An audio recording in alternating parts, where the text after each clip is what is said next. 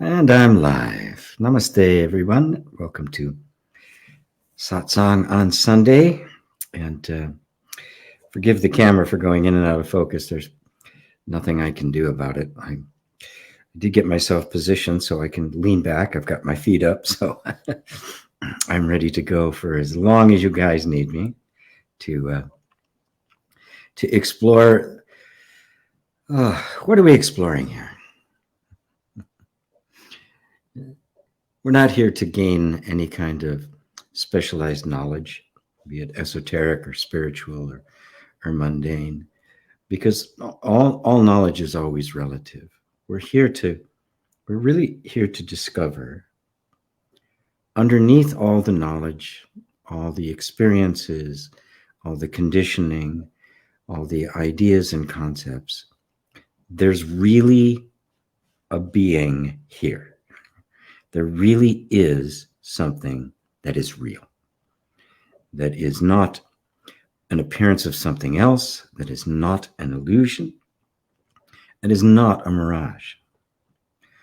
But to get to that, we have to be able to come to see that which we have been believing in, but wasn't actually true. I titled today, "The Person is a Mirage." And to make sure this is well understood, I don't want to present it like everything's an illusion, there's nobody here, nothing is real. I find that kind of teaching to be quite misleading, even though on one level it is true. But there has to be somebody here to recognize there's nobody here. An illusion can't have itself. There's something that isn't an illusion, something that isn't a mirage. And that's what we want to get to. That is self-realization. That is liberation.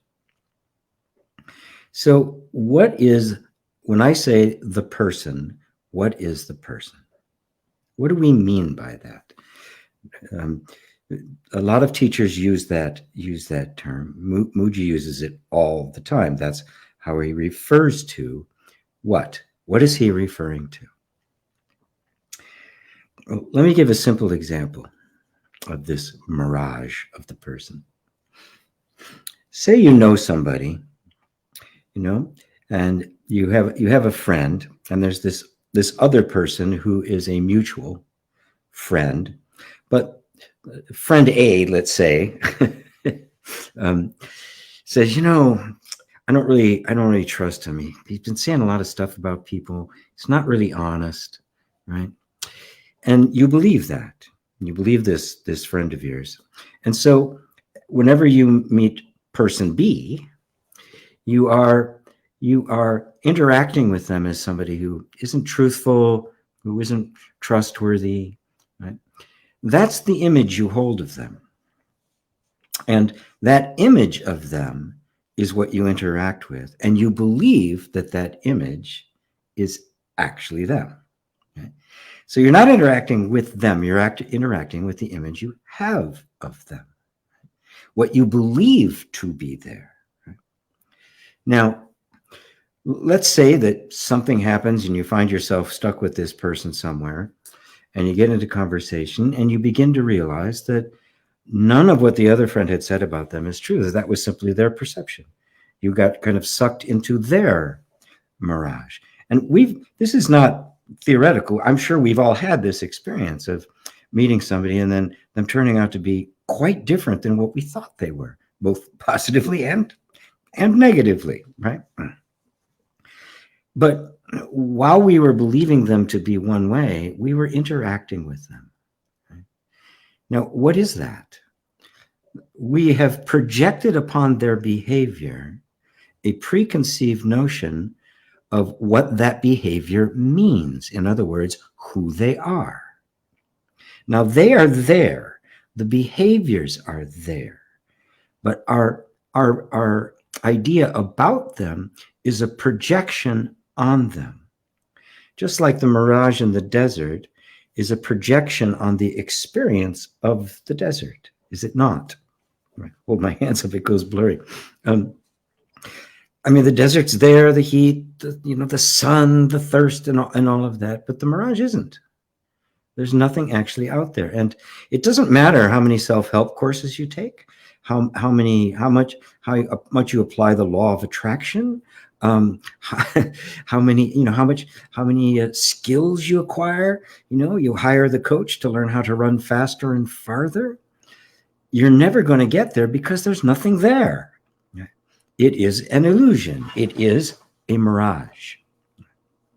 But believing that it is actually something other than what is here, we interact with that belief. Now, if you didn't have that belief, if you were in the desert and you were thirsty and you knew for a fact that it was a mirage, even though you were having that experience, you wouldn't act on it. Now, this is the way a lot of our illusions are. I mean, we still talk about sunrise and sunset, when in fact it's Earth turn, right? The sun isn't moving, at least relative to us, right? But the appearance to our senses is still the same. Now, what does that have to do with the person?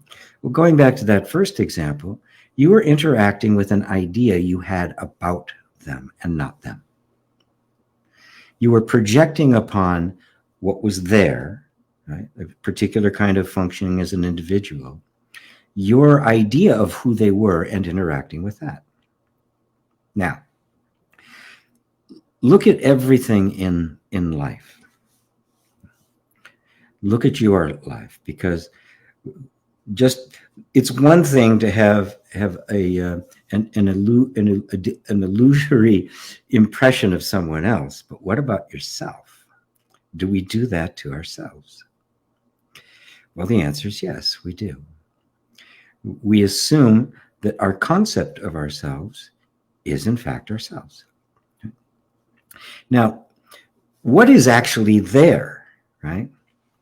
Now, in any individual life, there's functioning going on, right? There's sensations and emotions, there's experiences, there's memories, there's history, there's the description. The body has certain characteristics, right? Its ethnicity, its gender, its location, the language it speaks. That's all there, right? And there's a natural functioning to it, right? But when I look at the functioning and I imagine there is an entity there that is acting, I have projected the sense of self on something that doesn't have a sense of self. That is the person. That is what is meant by the person is a mirage. That is, it is a projection onto that which isn't a person, isn't an entity, isn't sentient or self-aware. That which is self-aware projects its own sense of self onto that which isn't. And this is the whole essence of the great illusion, the great mistake. And when that is seen through, the realization that I have been projecting me, my sense of self, onto that which is not a self, is self-realization. That's why the person is a mirage. That is, it is a projection on stuff that actually is there, but is only a functioning and not a self-aware entity. Imagine there's a robot that is so lifelike you can't tell the difference. And they're getting pretty close. They're getting pretty close to making lifelike robots. For the life of me, I have no idea what the point is, other than people are into it. But that's another. But I digress. There was actually somebody, I think he worked for Google, and there was some kind of AI. I think it shouldn't be called artificial intelligence. It should become simulated intelligence. That's what it should be called, because it's not intelligent. It is a functioning that imitates or simulates intelligence. And it'll never be conscious because it's a functioning, right? But there's this fellow at Google, and it came up with some kind of an algorithm, and he was convinced that it was self-aware. I don't know any of the details about it. It was a robotic thing. It was some kind of an AI program. And he was convinced it was self-aware. I mean, he managed to convince other people too. He even got so far as to contracting, I think, his senator and like to try to get some legislation to give this thing rights. Okay. Now, they're going to get so lifelike at some point that you're not going to be able to tell the difference. The only way we're not going to know, because we won't be able to inhabit them and see, is there anybody there? But we will project on it the sense of self. It's inevitable. We project it on our cars, right? We project it on all sorts of things. We anthropomorphize so many different things. You know, the world's like a bunch of cartoon characters that we're all projecting stuff on. And there will be AI rights groups. I'm sure it's coming. It's going to happen. Now, how do you tell? Well, you can't. And there's no difference between that, some AI thing that functions and reacts so well that we mistake it for a sentient being, and the organic robot that we call the body-mind complex. There's no difference. Except one will be made out of, circuits and silicon, the other's made out of carbon, but there's no difference. I recently posted in my private group, and if you're not in there, get there. It's on Facebook. About a fellow who's a neurosurgeon. He was a brain surgeon, right? So, and he at I think 54 years old had a near-death experience. Now, it was a unique one because the illness that he had literally destroyed his neocortex. There was no more memory, no capacity for language. He had no sense of who he was. It was not all of the areas that the materialistic scientists say is the seat of consciousness were destroyed. He shouldn't have had any consciousness at all. And he fell into the coma, and he had this remarkable experience, and it taught him as a brain surgeon that consciousness had nothing to do with the brain, that it was something else altogether. We are projecting upon the whole body-mind mechanism something it doesn't possess. So what isn't a mirage? Well, the easiest thing for me to do is to simply point your attention towards that which is hearing my words right now. What is it that actually cognizes? That point of cognition, that something says, I see that, and there's actually something there. The robot can say that. Siri on my phone can say it. But there's nobody there. It's just sounds. Right? But with you, there is somebody there. Something that actually is. And that which is has projected itself on everything else.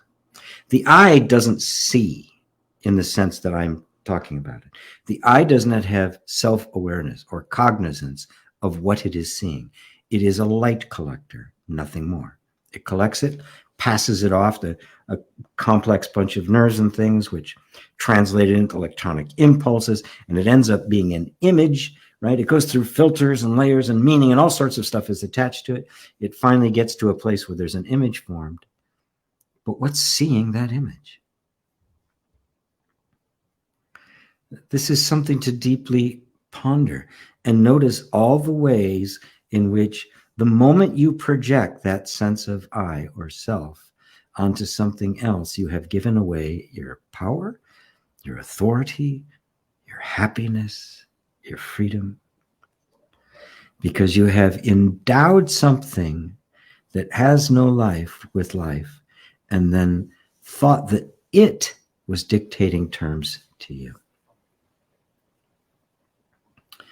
Hopefully, this has been clear enough that you'll spend more time paying attention to the cognizance itself and less about what it's cognizing. More attention to the consciousness that is aware and less to what it is aware of. Our attention, out of habit, is constantly going to what it is aware of. It's going to the content. And I'm inviting you to pay more attention to that which is recognizing the content, or cognizing the content, that which is actually conscious, because obviously that is way more important than the content. And if you look closely, you find the content comes and goes, but this cognizing, whatever it is, doesn't. And I say whatever it is, but whatever it is, isn't it you?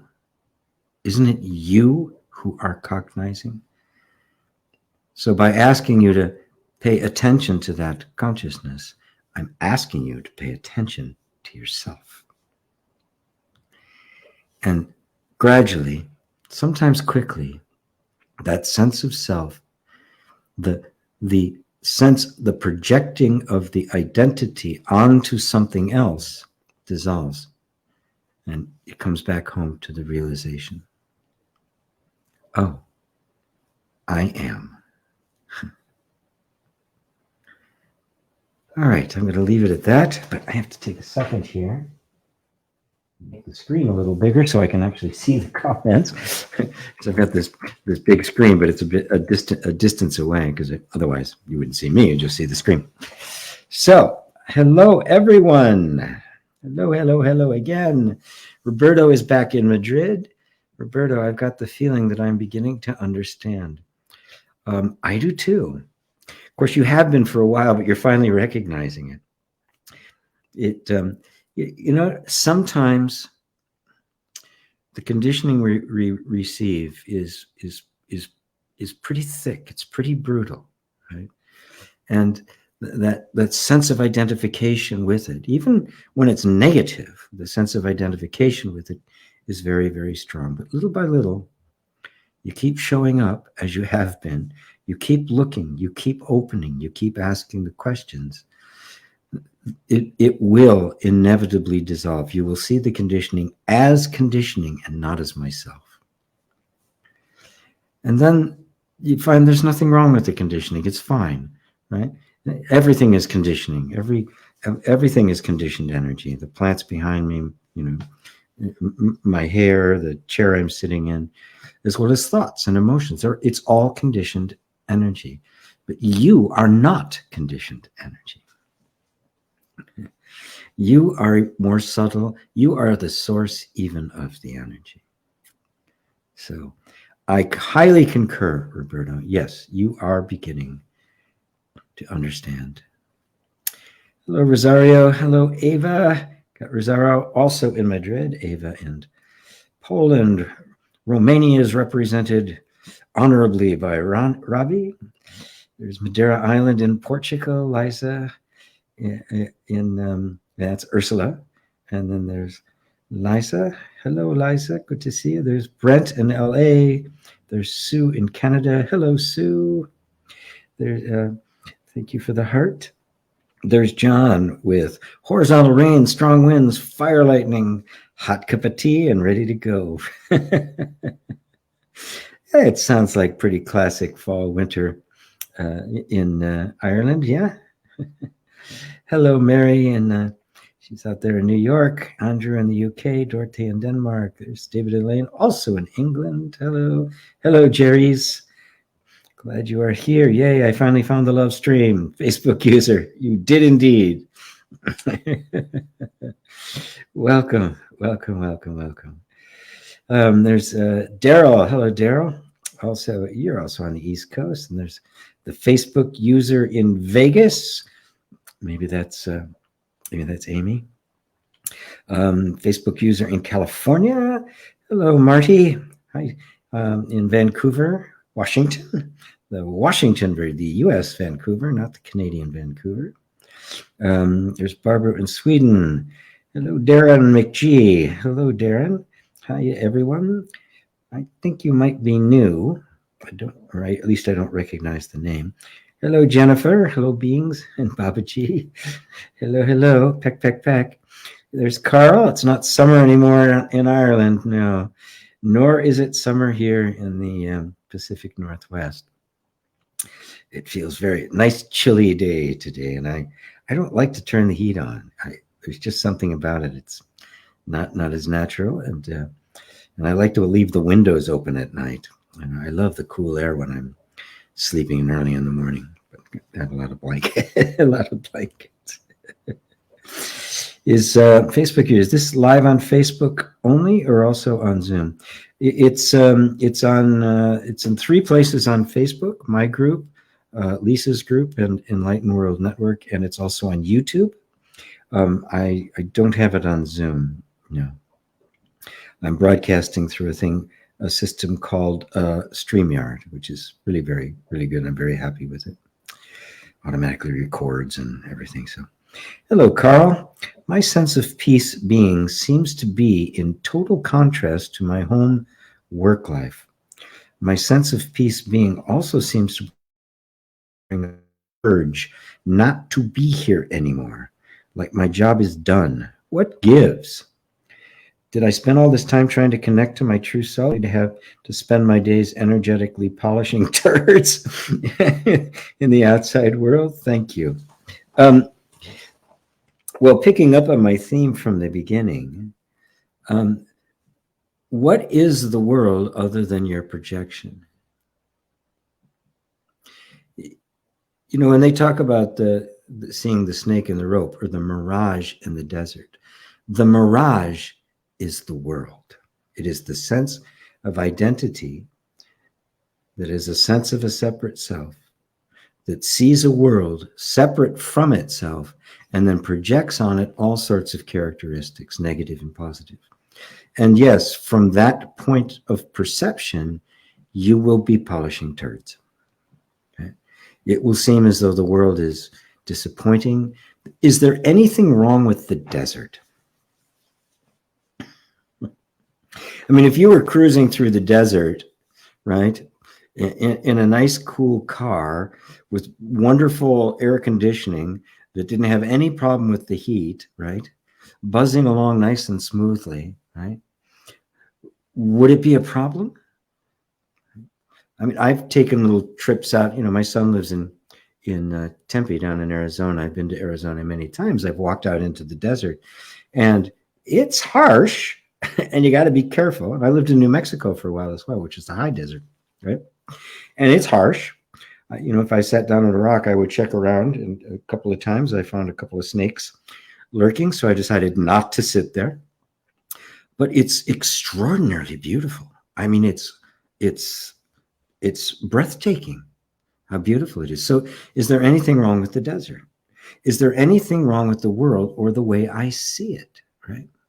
So you have gotten in touch, right, with the sense of peace and being. And of course, there's going to be an urge to want to live there, right? Now, I'm going to ask you to take a nice long look at that feeling of wanting to not be there, that feeling that I don't want to polish turds, right? Look at it very closely, right? Is peace and your beingness something you come and go out of? And if so, what is it that's coming and going out of that peace? Because I want to know you. The peace and the being is great, But I want to know you. And if you're going in and out of it, I want to know who you are. Who is the you that's going in and out of that piece?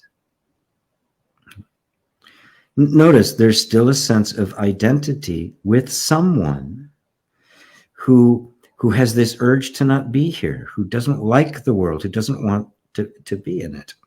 Right? Now, it's actually a natural progression, because before we sought everything from the world. I want, we want the joy in the relationship and the fun and all of that stuff.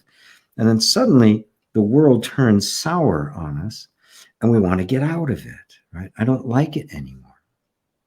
Now, has the world actually changed? Well, the world of humans has, but let's just look at the world as a raw experience. Does any experience in the world come and identify itself and says, I suck, this is horrible, I'm just a turd, needs polishing? Or is it simply an absolutely innocent, natural experience that's arising? And it's got to meet with something, right, that takes a position about it, that cops an attitude about it, right? And says, I don't like this. Who is that I? Is that I a set of qualities that you can describe? Is it a set of attributes that are clearly perceivable? And if you look, you'll find they're subtle, but there'll be thoughts, I don't like this. There'll be a feeling of revulsion, maybe, or aversion. There'll be sensations that go along with it. Those will all be there. But where's the I? Isn't the I on that appears to be in those sensations being projected onto them? And who's doing the projecting? And is the one that is projecting a sense of self onto that, is it offended? Is it concerned about what the world does or doesn't do? Notice, in order to be concerned or antagonistic or averse to the world or attached to the world, something has to arise that takes that position. We don't notice that because it happens so reflexively that we don't notice that's happened, and we say, that's me. I don't like it. Now, it uses the word I, just like Siri does, just like those robots do.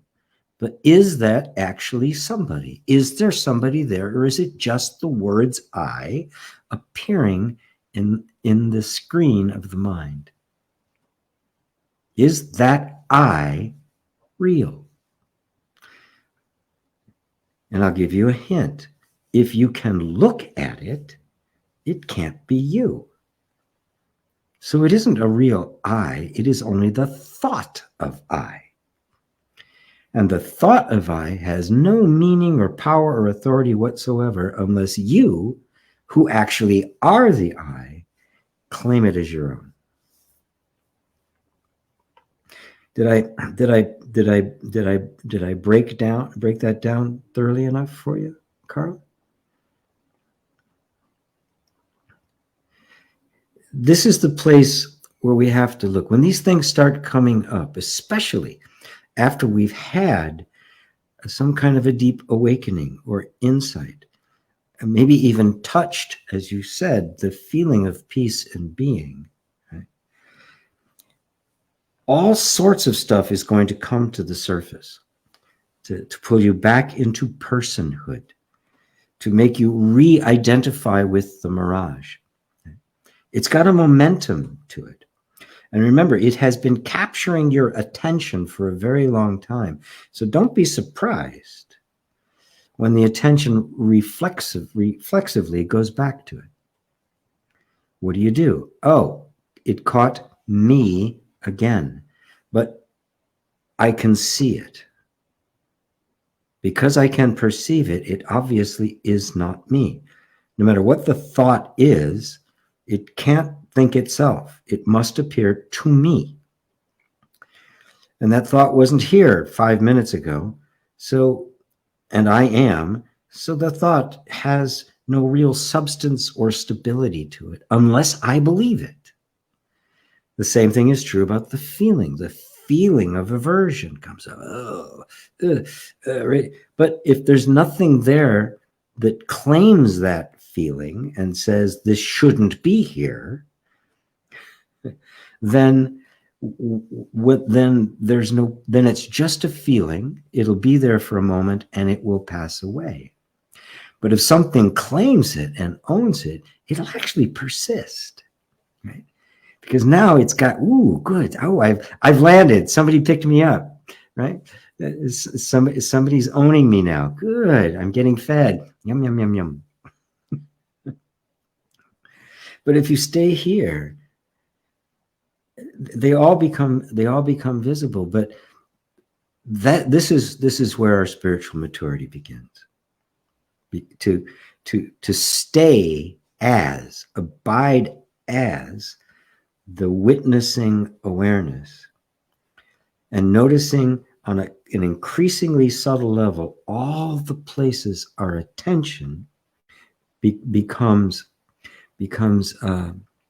entwined, intermixed with it, and all the places in which we then re-identify with the person. Once we do, we'll identify with the person. Before, you just identified with the person, you didn't even think of it. Now, the person is somebody, the person you're identifying with is somebody who's a seeker, who's tasted being and now doesn't like the world and wants to get away from it. What's the difference? What's the difference between that one and the one who thinks, God, the world is great. I want all this stuff. Gimme, gimme, gimme. There's no difference. They are both activities of consciousness. The seeker is also an activity of consciousness. It's a better activity. It's a better state for sure than somebody who's just kind of blindly going along. No questioning of the mirage whatsoever. But nonetheless, it is still an activity, an action being seen on the screen of the mind. So how is that, Carl? There's no problem with your home and your work life. None. It's fine, just the way it is. You need to see it as it actually is. When you see things as they actually are, you will see the face of God everywhere, because that's what it is. And that face of God is your face.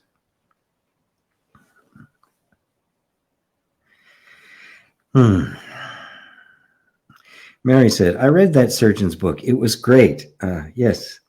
There's also the book, My Stroke of Insight, by Jill Bolt Taylor. Fantastic. Thank you, Mary. Yes, it is really good when you hear people who were the most staunch, strict materialists ever suddenly say, I was wrong, and have the humility to do so. The other interesting thing about his case is that it was written up in the neurological journals. And when they went to publish it, the journal came back, the peer review came back and says, well, how do you have to explain what happened, right? Because not only did he have the experience when none of the neocortex was actually functioning, it all came back. It all repaired itself, which never happens. It's like one of the most horrible bacterial diseases you can get. And it should have just been lights out permanently. Okay? But it all restored itself, all of it. He said it was in about 6 months, right? Language came back within a couple of days. His memory started coming back. All of a sudden, it just like rebuilt itself. And the doctor said, their explanation that they finally gave to the journal was, it was a near-death experience and it had this effect. And the journal accepted it as their hypothesis because it's inexplicable, right? But the fellow is certainly transformed. That's a fact. Although listening to him, there was definitely still the sense of a person there. He hadn't really, he had touched experientially the deep time, he called it, this space totally beyond, totally benevolent, totally loving, but there was still a sense of a person having a life, which is really very, very interesting. But I just kind of see these gates of awareness opening up in humanity, which makes me very happy. Brent, amazing intro, G. Will the desire to experience myself as an object ever fully dissolve? I am what sees this desire to just touch what I truly am. Well, yes, the desire to experience yourself as an object. I want you to look at that very closely. The desire to experience as an object, is that not something being perceived? Is that not an activity of human consciousness? And so notice that hidden in there is an I that owns that desire. When will I not have the desire to experience myself as an object? Without that I, the desire would have no legs. It would have no suction cups. It couldn't attach to anything. Without that I is so subtle. It's invisible, right? It's this sense that arises simultaneously with the desire. It's not there all the time, right?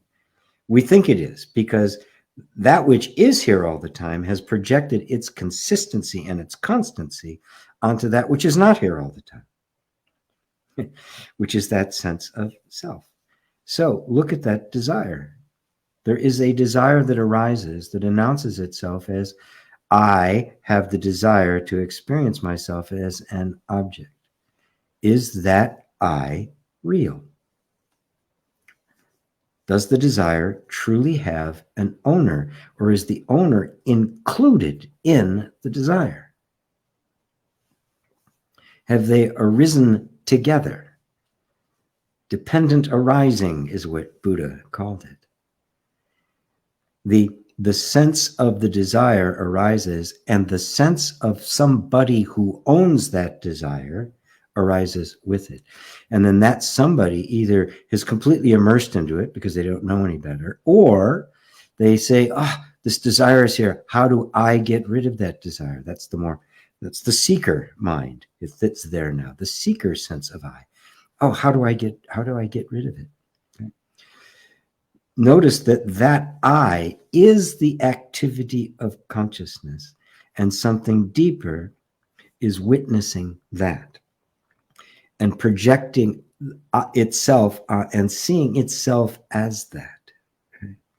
Of course, there's something even more subtle that's seeing the seeing. We don't have to get there right away. Are you following this, Brent? This is subtle territory for you. And you can see how subtle and the tentacles of I. Everything is I. Everything.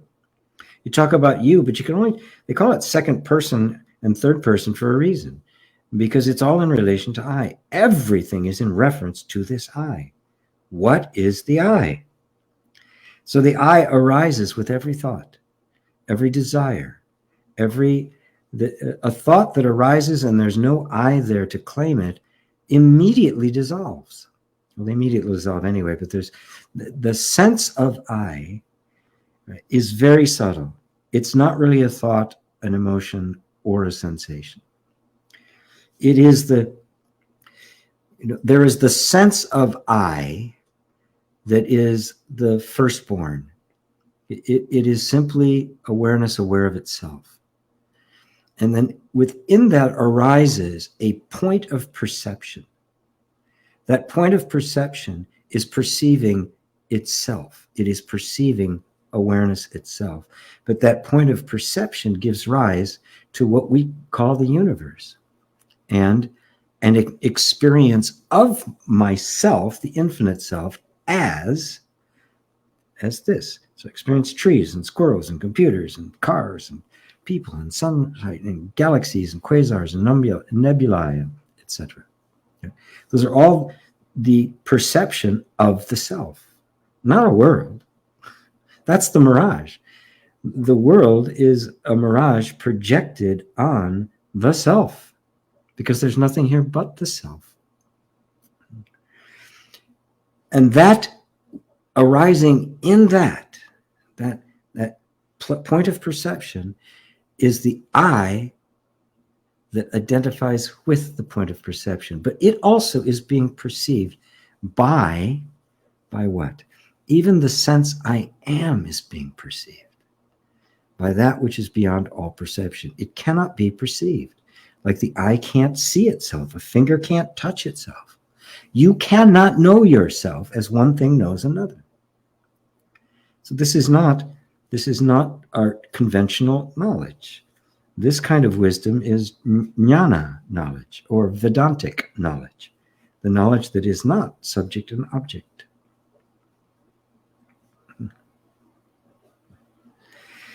How is that, Brent?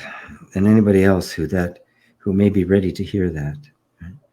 And if you're not, if that goes right by you, don't worry, not a problem. Facebook user, where are all of these people? How do I get on Zoom with the other students? It's not on Zoom, right? This isn't a class. I do a broadcast. If I do something on Zoom, or actually I have another one called Brave that I use, then it is a more private setting where I can work with people, but it is more private, and so we can go more deeply into things.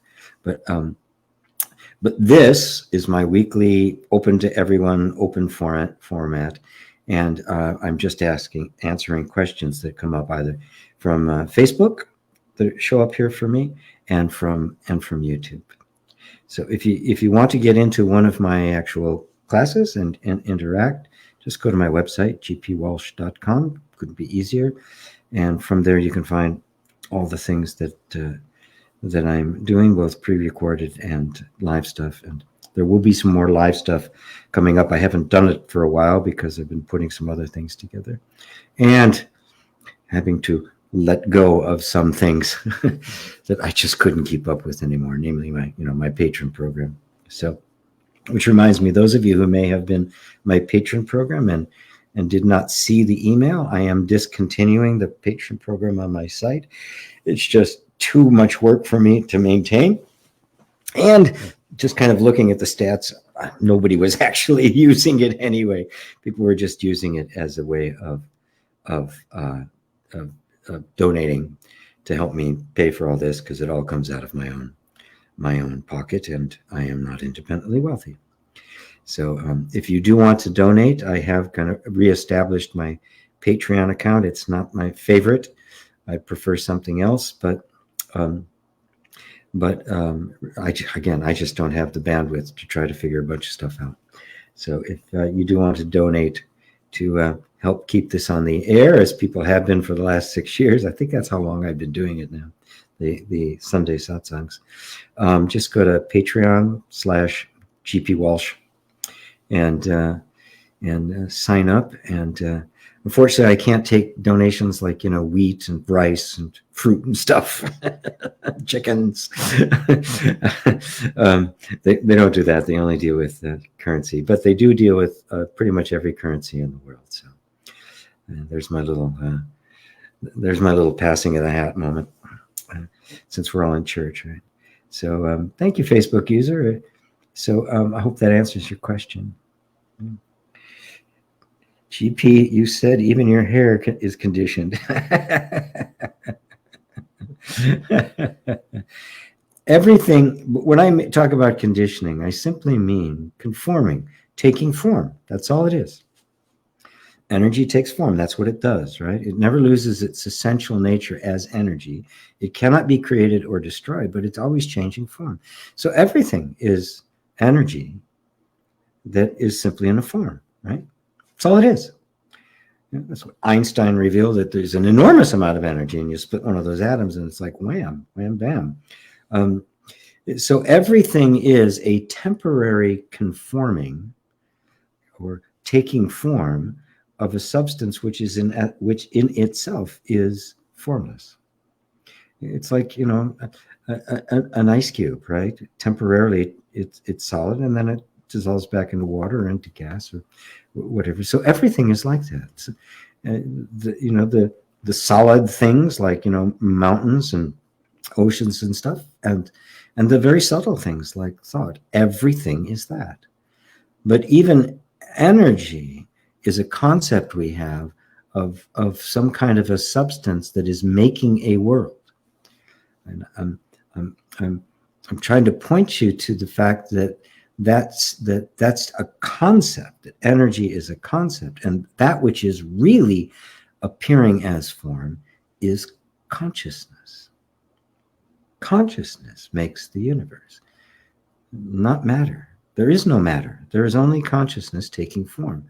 And we touch on that when we see that energy can't be created and destroyed, and that the form it's taking is not real in and of itself. It's simply an appearance momentarily, and it's constantly changing. It's never the same, right? And it needs to be constantly changing. Right? It never solidifies actually into form. The ice cube isn't the best example. It never actually solidifies into a form. The form is only how it appears as it transitions from one state to another. Nothing actually ever exists in and of itself. It's always an appearance of something else. So what is it that everything is an appearance of? What is it that is independently without anything else? It is it, the basis, the absolute. You can't go any further. And that's you. The I am prior to I am. That which actually is not a particle. It is awareness itself. So, Remington, hi GP, thank you for doing this. Does our pursuit for the highest truth of the world lead to actual physical action, or do we stay solely in the non-action of meditation?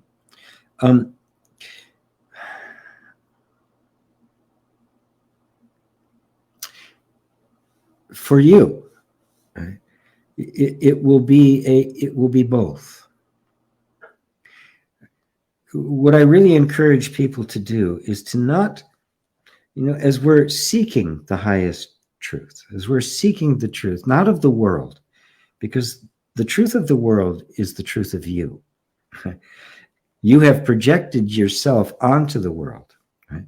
So if you want to know the truth of the world, you find out who you are, because the world is nothing but the mirror of you. And by you, I do not mean the sense of a person or the functioning of an individual body-mind complex. Right? That is simply an appearance in consciousness that we've identified with. I'm talking about the consciousness itself that is aware of it. Right? Now, taking that up in the role of the honest spiritual seeker, like there is a specific thing we have to do eventually. I was just continuing with his question there. To not immediately get it as a concept and then start trying to make your life conform to it. It's a subtle trap, right? Let your life go as it's already going. Do what is before you. And you'll notice how it will shift. It will change. It does anyway, but now it will be shifting and changing as it begins to align more and more with who you discover yourself to be. But I see people, they get this new idea, they run off and grab it, and all it really does is reinforce the sense of a person improving themselves. Right? Improvement will happen. So don't take it upon yourself to try to embody the insight. Right? you'll eventually see that that's more of the same. That's a sense of a personal self, a separate self, kind of appropriating non-dual language or spiritual character or activity and the like. And instead, let this all change just very, very gently and naturally. So if you're drawn to meditation, meditate and purify the meditation. The highest meditation is simply withdrawing all of your attention from everything that you can perceive. You don't make it go away. Meditation is not trying to make thoughts stop. It's not trying to get to samadhi, to some altered state of consciousness. It's very practical. It's very right here and right now. It's very earthy. I'm just noticing that thoughts come and go, and I have a habit of going with them, of identifying, of engaging with them, of getting into the story. And the moment that happens, that's the identification. So I notice that. I notice the thoughts come and go, and I don't engage with them. The same thing with feeling. Very strong feelings can come up. Very intense feelings can come up. And then the story, and what am I going to do about this? How do I get rid of this? And in real meditation, you'll just notice that that's there, that there's a whole cascade of reactions when an intense feeling comes in. And yet there's something there that it is witnessing that. And your attention goes to the witnessing more than the content. And the same is true of even of physical illnesses and stuff that's going on in the body. That's the meditation that is truly withdrawing identity from the functioning. It is pulling back the mirage and just letting the desert be the desert. And there's other kinds of meditation that do all sorts of stuff, and that will have an effect of reducing stress and lowering blood pressure and other kinds of things. But that's the side effect. Don't invest in that. If you keep meditation to that, you'll notice that it is non-action. Right? You're not acting. You're just watching. You're witnessing.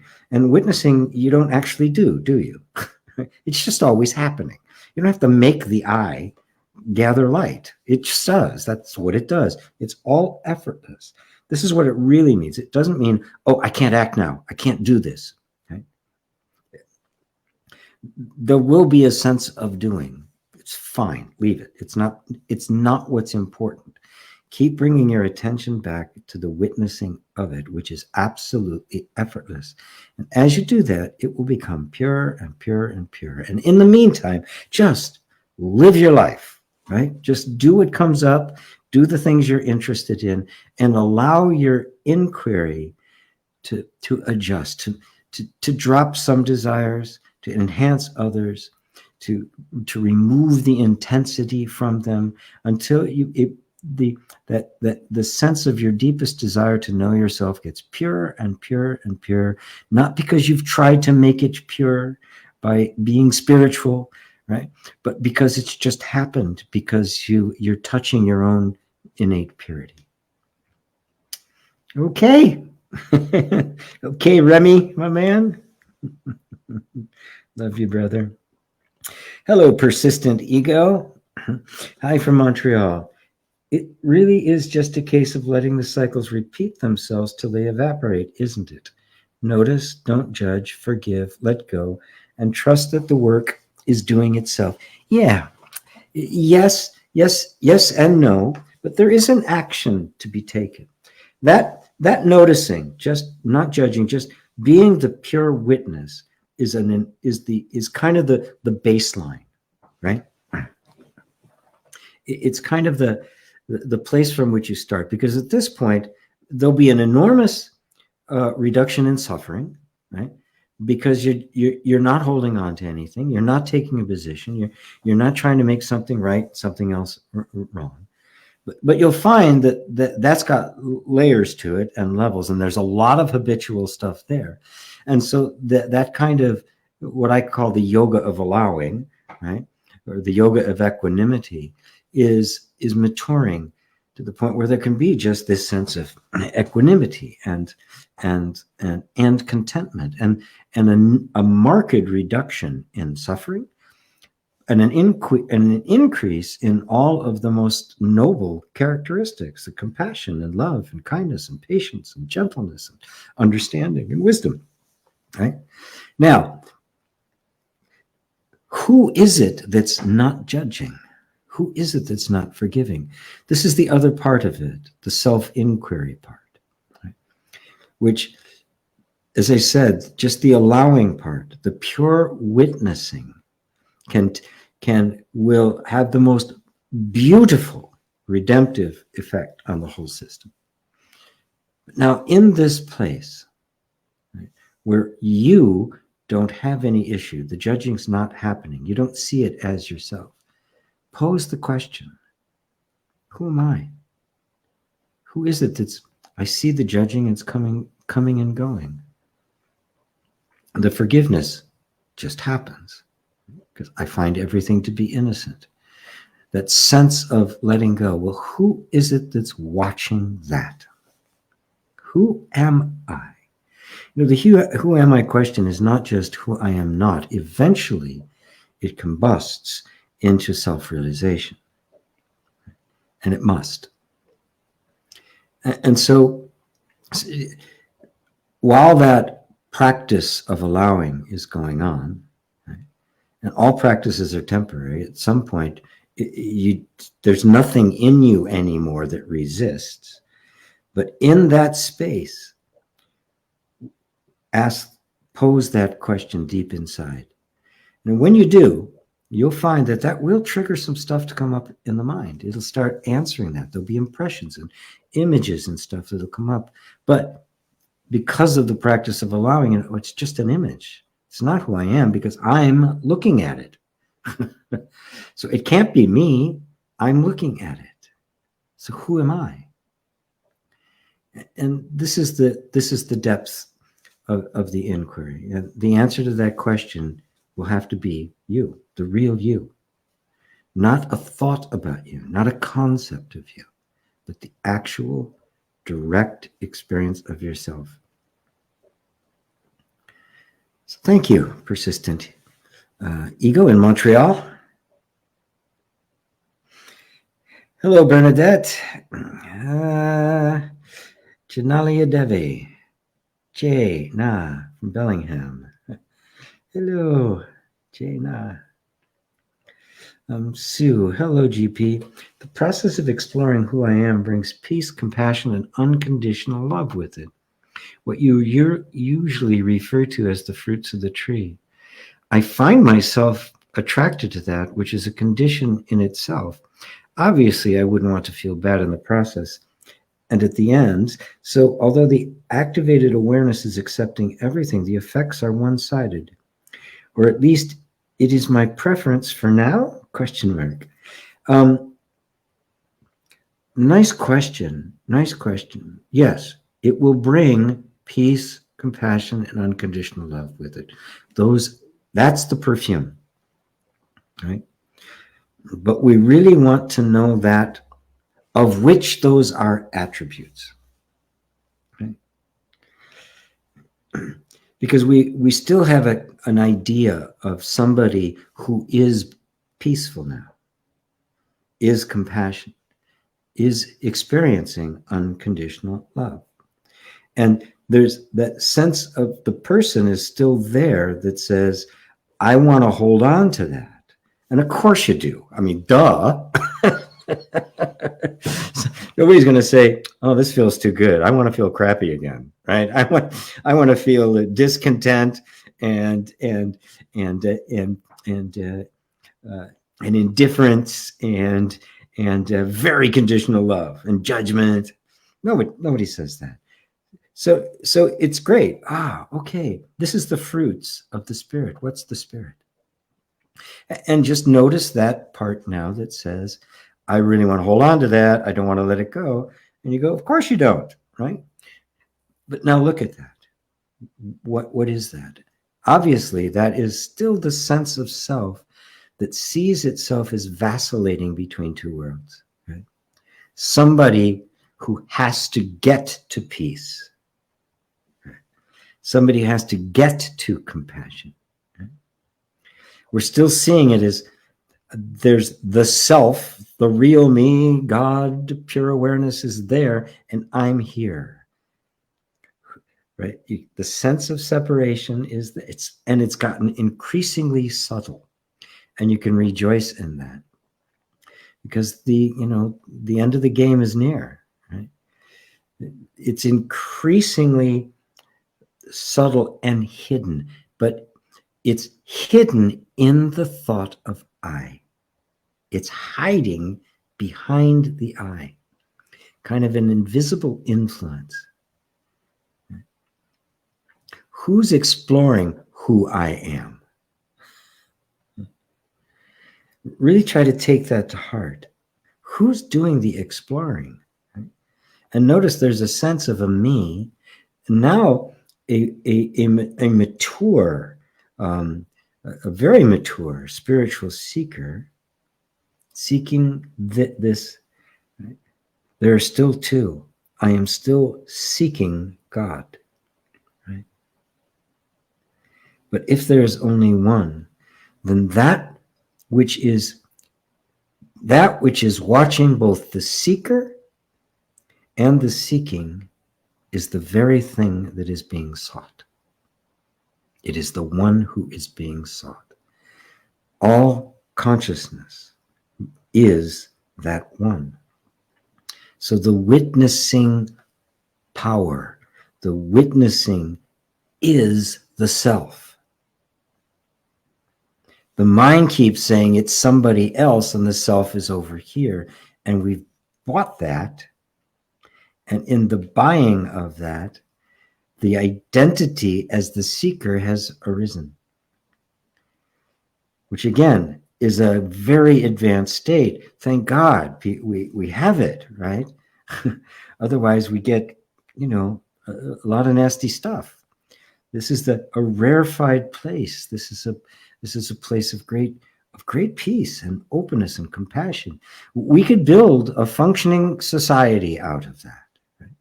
But it's not the end of the show. It too is being watched. There's still a sense of somebody seeking. Who is aware? And now look really closely. All the seeker is a very much perceivable attribute, subtle but perceivable. And these kinds of feelings and interests, and right. If it's perceivable, it can't be me. The real you is the self already. And the sense of the seeker is something appearing on the screen that the self is witnessing. That self, you can call it the I am, you can call it God, Buddha nature, it doesn't matter. It's you. You are that. Now your mind will just, no, the mind, no, the mind can't exist without the sense of separation. That is the egoic mind cannot exist without the sense of separation. The mind seen in its purest form is the self known. Even the mind dissolves into the self. Is this helping you, Sue? So allow that feeling of preferring this over that. Of course, only an idiot wouldn't. Right? But don't purchase the sense of identity of one who favors one over the other. Notice that they're just movements in consciousness of preference. And without a sense of identity taking hold of them, it's just a movement that has no meaning or power or authority.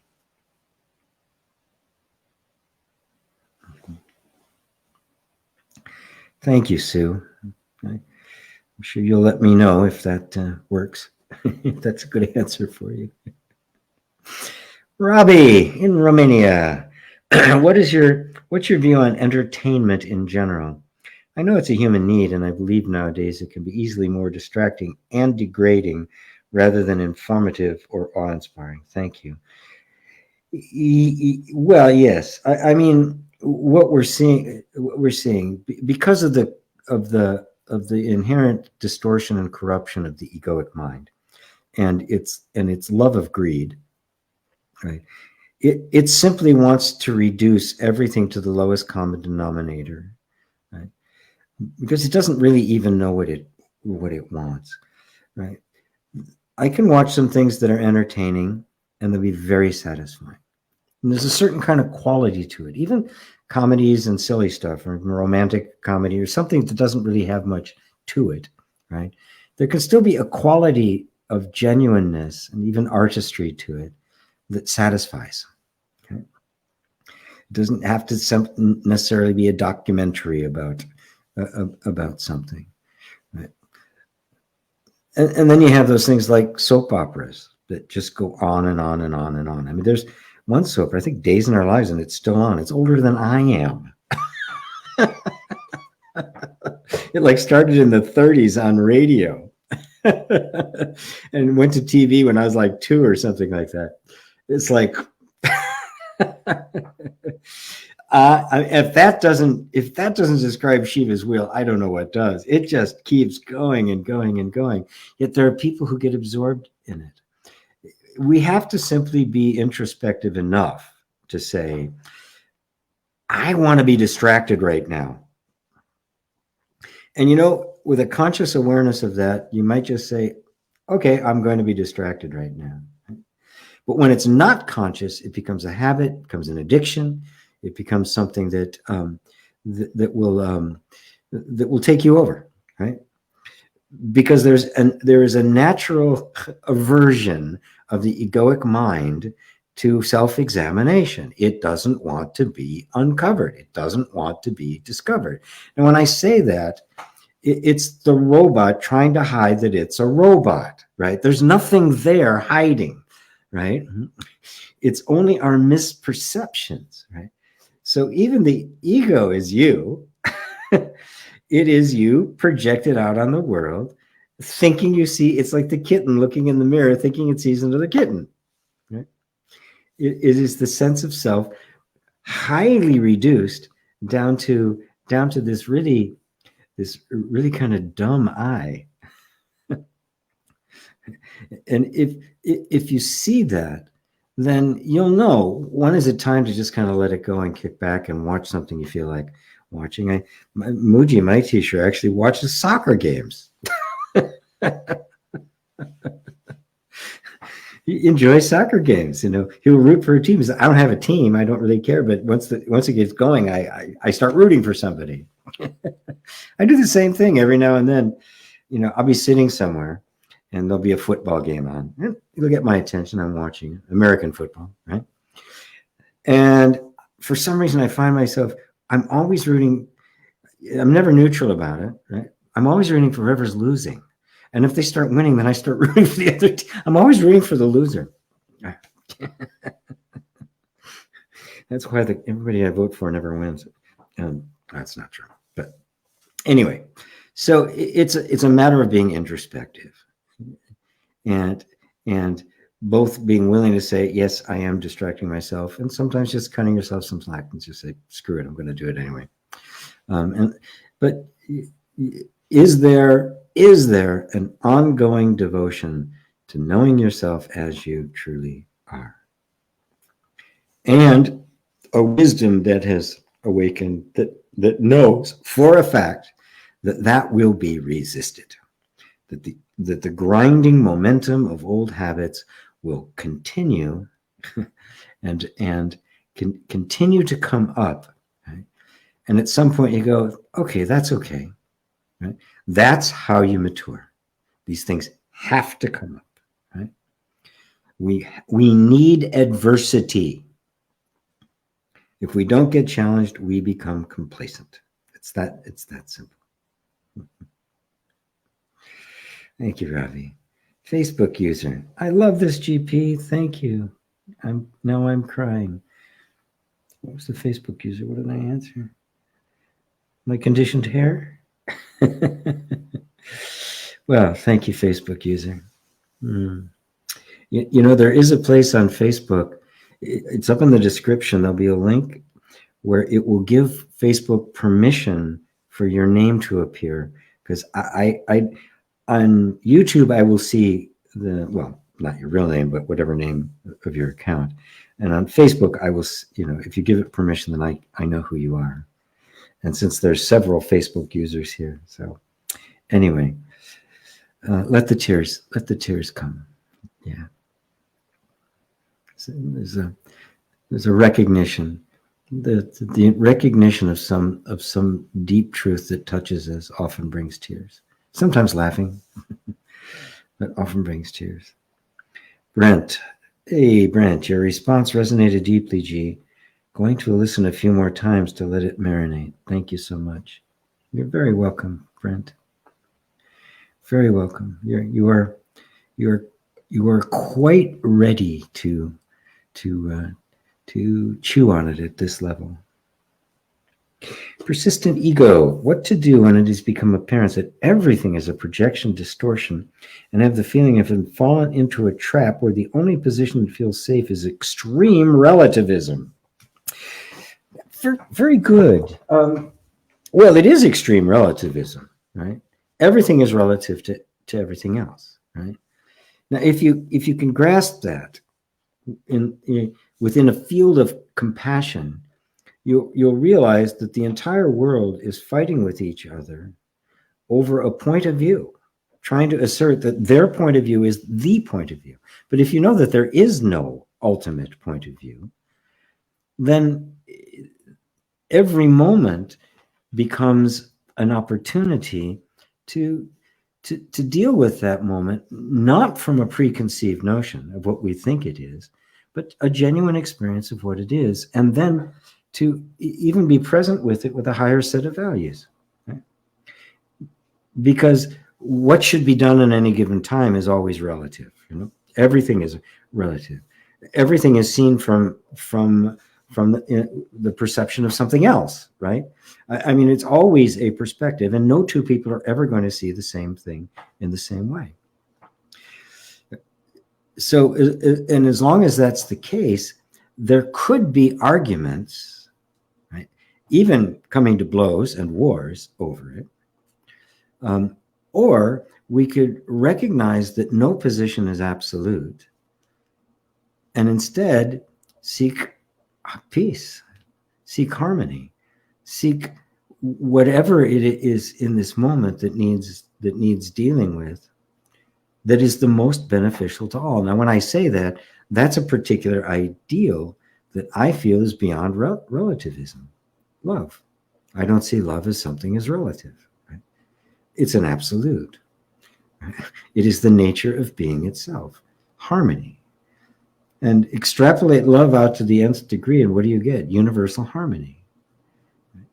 Extrapolate hate or contradiction or ego out to its logical conclusion, and you get complete self-destruction, which is exactly what we're seeing going on in the world. So knowing that it is a projection, right? When the ego relies on the relative view and asserting that its relative view is correct, that's how it props itself up. So when you see that, oh my God, it isn't, it feels like quite a threat to the egoic mind. Now, you're not the egoic mind, but you will feel it within yourself as that threat and take it personally, like it's me. As you said, I have the feeling of having fallen into a trap, right? Well, that feeling isn't you. That feeling is the reaction to the insight that none of this is stable. None of this is absolute. None of it is trustworthy. You can't build a house there. You'll be building on sand. And in comes the wave, and away it goes. Right. So everything is a projection. Right.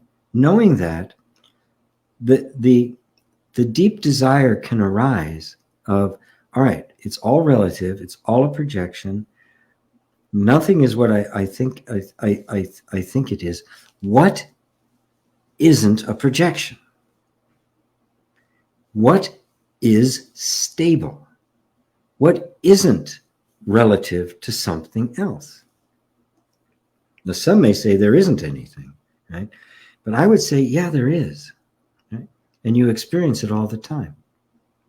There has been something in your life that has been absolutely consistent and unchanging as far back as you can remember. There was something experiencing, witnessing your life.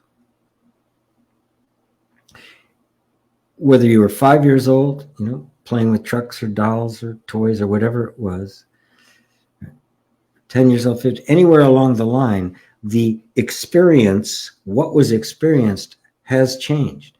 But has the consciousness that was witnessing it, has that changed? It's a subtle thing to explore. Because if that's true, we have found that rock upon which we can build.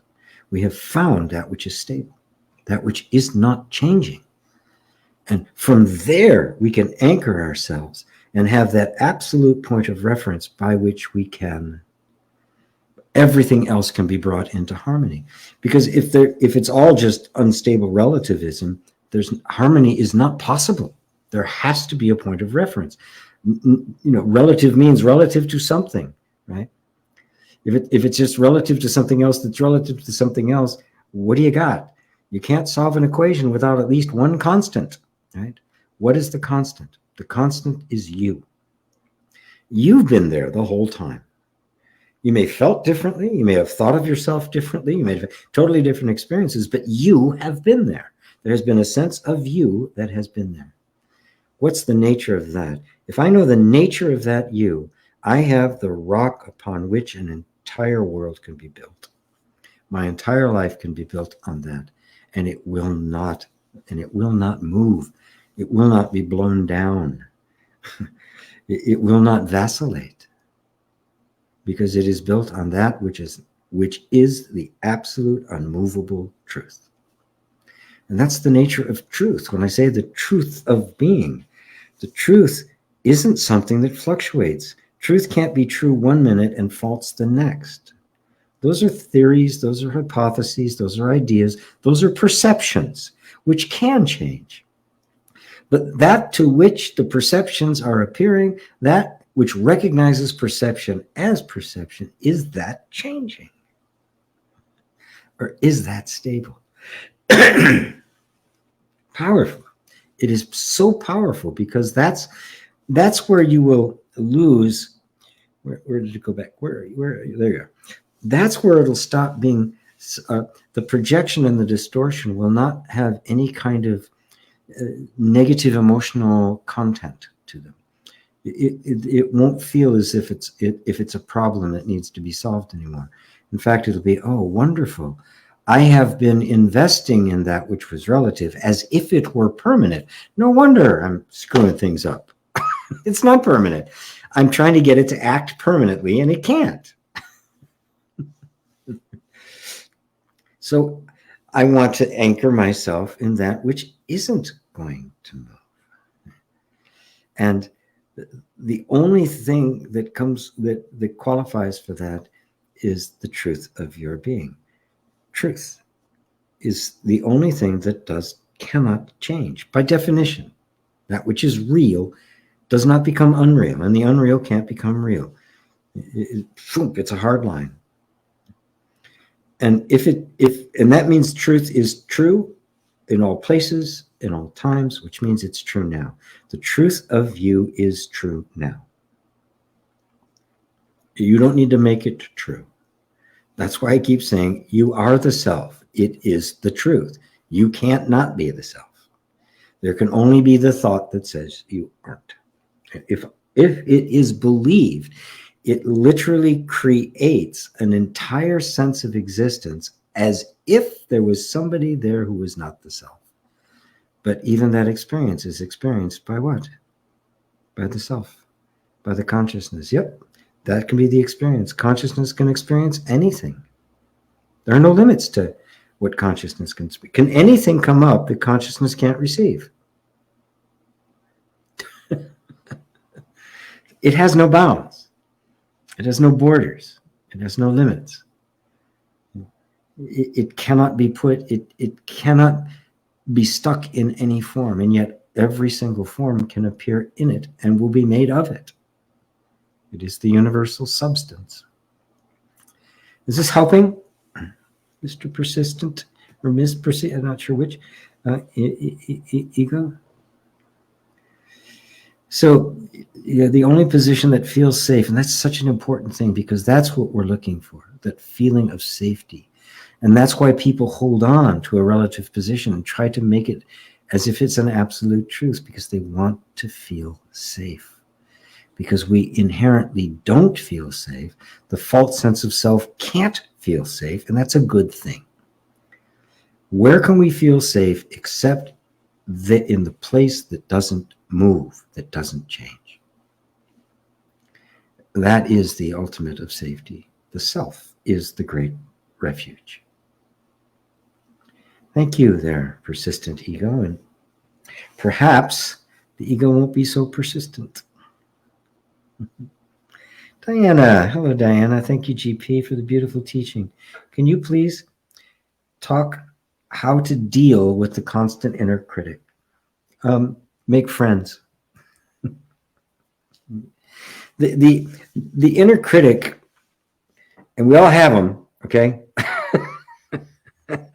We all have that voice, right? That no matter what you do, it says, yeah, that was good, but you know, we all have it, right? Notice I'm laughing because I laugh at it, right? The inner critic, let me ask you this question. If, I don't know if you've got an iPhone or an Android, right? You're talking to Siri or whoever is on the Android, right? And they keep criticizing you, right? The program, you've now downloaded the latest version, right? And this is a bitchy Siri. Right?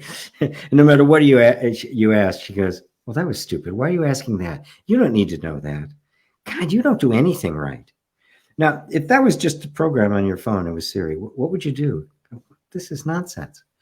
You wouldn't pay any attention to it, right? If the village idiot calls you stupid, you don't pay any attention, right? But for some reason, something inside says that voice is important. This voice is true. This voice is somebody. Is the inner critic an entity or a program?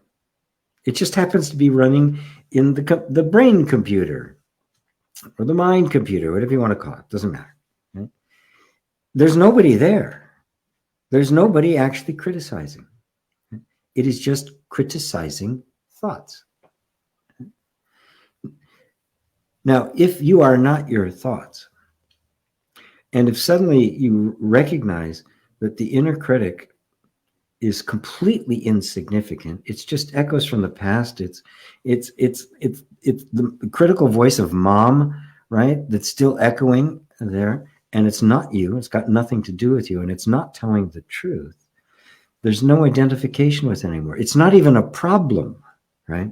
Because even saying it's a problem I've got rid of, I have to get rid of, gives it a power and authority it doesn't actually have. You've given it that power and authority. It's just Siri, right? Siri the bitch, instead of Siri the helpful, right? But does it have any power? None. Absolutely none. So when the inner critic comes up, oh, there she is again. Hello, good evening. May I take your order, please? I mean, it's just a thought. That's all it is. But we project on it meaning and importance and significance, and this idea it's very popular in self-help and positive psychology. We have to get rid of all these negative thoughts because they're causing our life to be horrible, and all this stuff, and I'm not prosperous, and I don't have a good relationship because of these horrible thoughts. Look at all the power we're giving something which is just a thought. And a thought that arises, and there's nobody there to take ownership of it. Where does it go? As Buddha put it, if somebody gives you a gift, but you don't take it, where does it go? Boom. There is no inner critic. There's no critical entity there. There are only criticizing thoughts that have not been scrutinized. There is no inner critic. There's nobody there criticizing you, separate from the thoughts. So even throw away the idea of an inner critic, right? Because that, seeing it like that, which a lot of people do, almost turns it into kind of an entity that keeps throwing thoughts at you. And as long as you believe it to be an entity, it'll keep coming up with more thoughts. It's not, you are. But attributing it to that as if there was this prolific source of criticizing thoughts. There's only the criticizing thought, which is just a habit instilled on you from mom or dad or somebody way back there that got put in there, that became a pattern, right?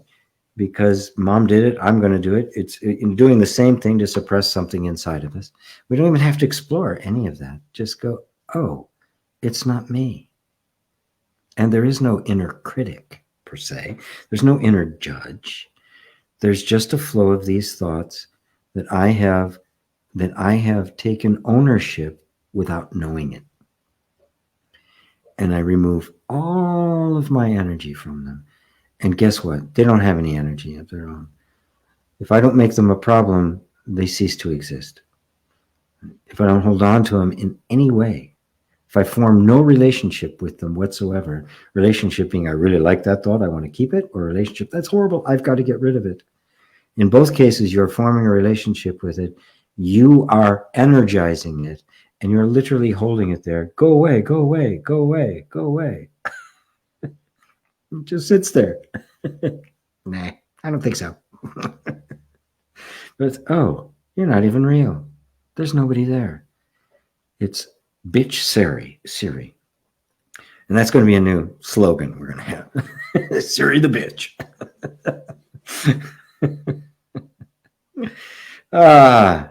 Is that helping, Diana?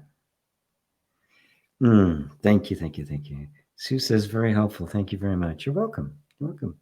Hey, Peter. Good evening from Italy. GP and everyone.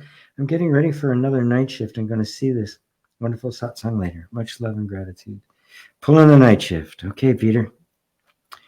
Hey, there's my buddies David and Elaine. Wonderful introduction, Satsang G. Cutting through the illusion of separation into the heart of the true self. When we abide in this presence, true happiness is inherent, as this is our true nature. Yes. And if we're not feeling that happiness, don't give that any meaning. This is really important, because the contentment, the happiness that David and Elaine are talking about, is not an emotion that comes and goes. It's more of a contentment. And you can recognize that even when there's these feelings of discontent and unhappiness that are there, that they're being experienced in a place that's extremely stable and quiet. And that's the true Ananda. That's the true bliss of Satchit Ananda. That's the true contentment, the unmoving self. It is not, Satchit Ananda, being consciousness, bliss, are not, they're words to try to describe the singular unified wholeness of being. It's utter stillness. Being, you exist. Consciousness, you know that you exist. And consciousness and the knowledge of, or the being existing and the knowledge of being are one. You couldn't have one without the other. And that in unmovable, unchanging, is the Ananda of being. So this happiness is not the happiness, the natural happiness that comes, a good thing happens, a new relationship or a new car, or, you get a raise or something wonderful happens. Yeah, there's a happiness. Somebody gives you a gift. There's the emotional elation. But notice that comes and goes. And that's okay. You don't want it to stay around. You don't want to remain in. Oops, sorry. I just knocked something off my desk here. Something obviously metal. So it was wake up. Everybody wake up. Those of you who are sleeping, that should have gotten you. So anything that comes and goes, you let it come and go. It's not a problem. Right? It's when we pursue that which comes and goes and try to make it permanent. It's not its nature. It can't be permanent any more than you could freeze the body as it is, because the body is a process of constant overturn. You can't stop it or life stops. So you can't freeze it. You can't, nothing can stay the same. It can't. It's not possible, right? So just understand that, and that the recognizing that you are the true self, no matter what the mind says, right? And it will say otherwise, but you don't need its permission. You don't have to get its sign off on it. Right? You are the self, and just abide there, right?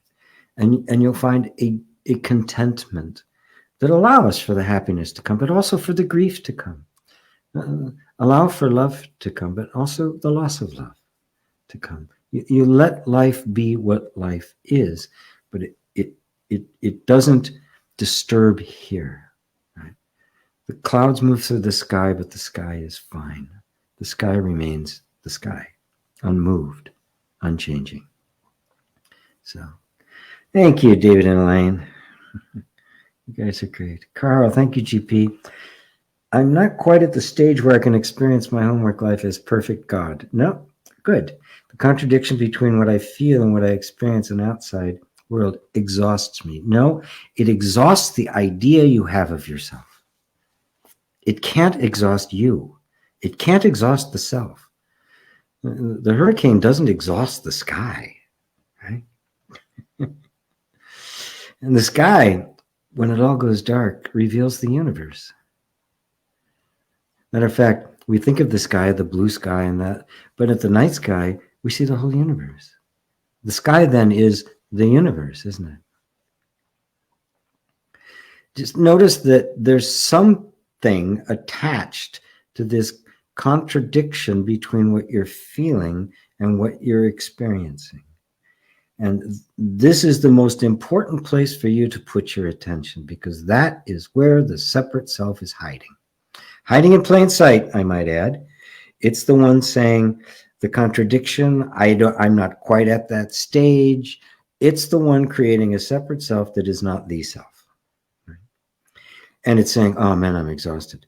Yeah, it's exhausted. It's got an impossible job trying to make the impermanent permanent. Yeah, it's going to be very, very tired, right? I equate it to holding a beach ball underwater. You can't do much else, right? God, I'm tired of holding this under. Well, let it go. Oh, can I do that? Yes, you could do that. And then the beach ball will do something. It'll bounce against you. Maybe it may hang out for a while, right? But your hands are off. It'll come and go, and eventually it'll be gone, or it'll sink or something, right? It'll get a puncture and go away. Right? So this is really, really important for you, right? Because you're really in touch with this desire to get rid of this and hold on to that. And what you're trying to hold on to now is the self.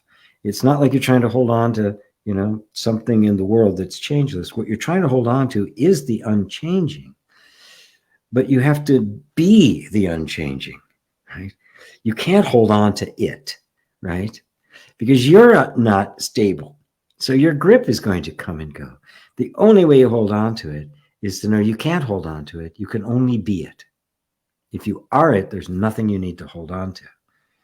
And so this is incredibly important for you, because you're in a very subtle place now, where the sense of the personal identity, the personal sense of self, is trying to claim being and peace for itself. It can't have it. Its nature is not peace. It is exactly the opposite. It is discontent. That one will never know peace. And the good news is you are not that one. So pursue it, Carl. Don't let this one go. Don't let this opportunity pass you by. This is Jacob's wrestling match with the angel. This is Christ's temptation in the wilderness. Carl, you're great. Brent, yeah, IGP. I hear some teachers say that we are being lived. This seems deterministic and disempowering to me. I'd love to get your thoughts. I root for the underdogs too.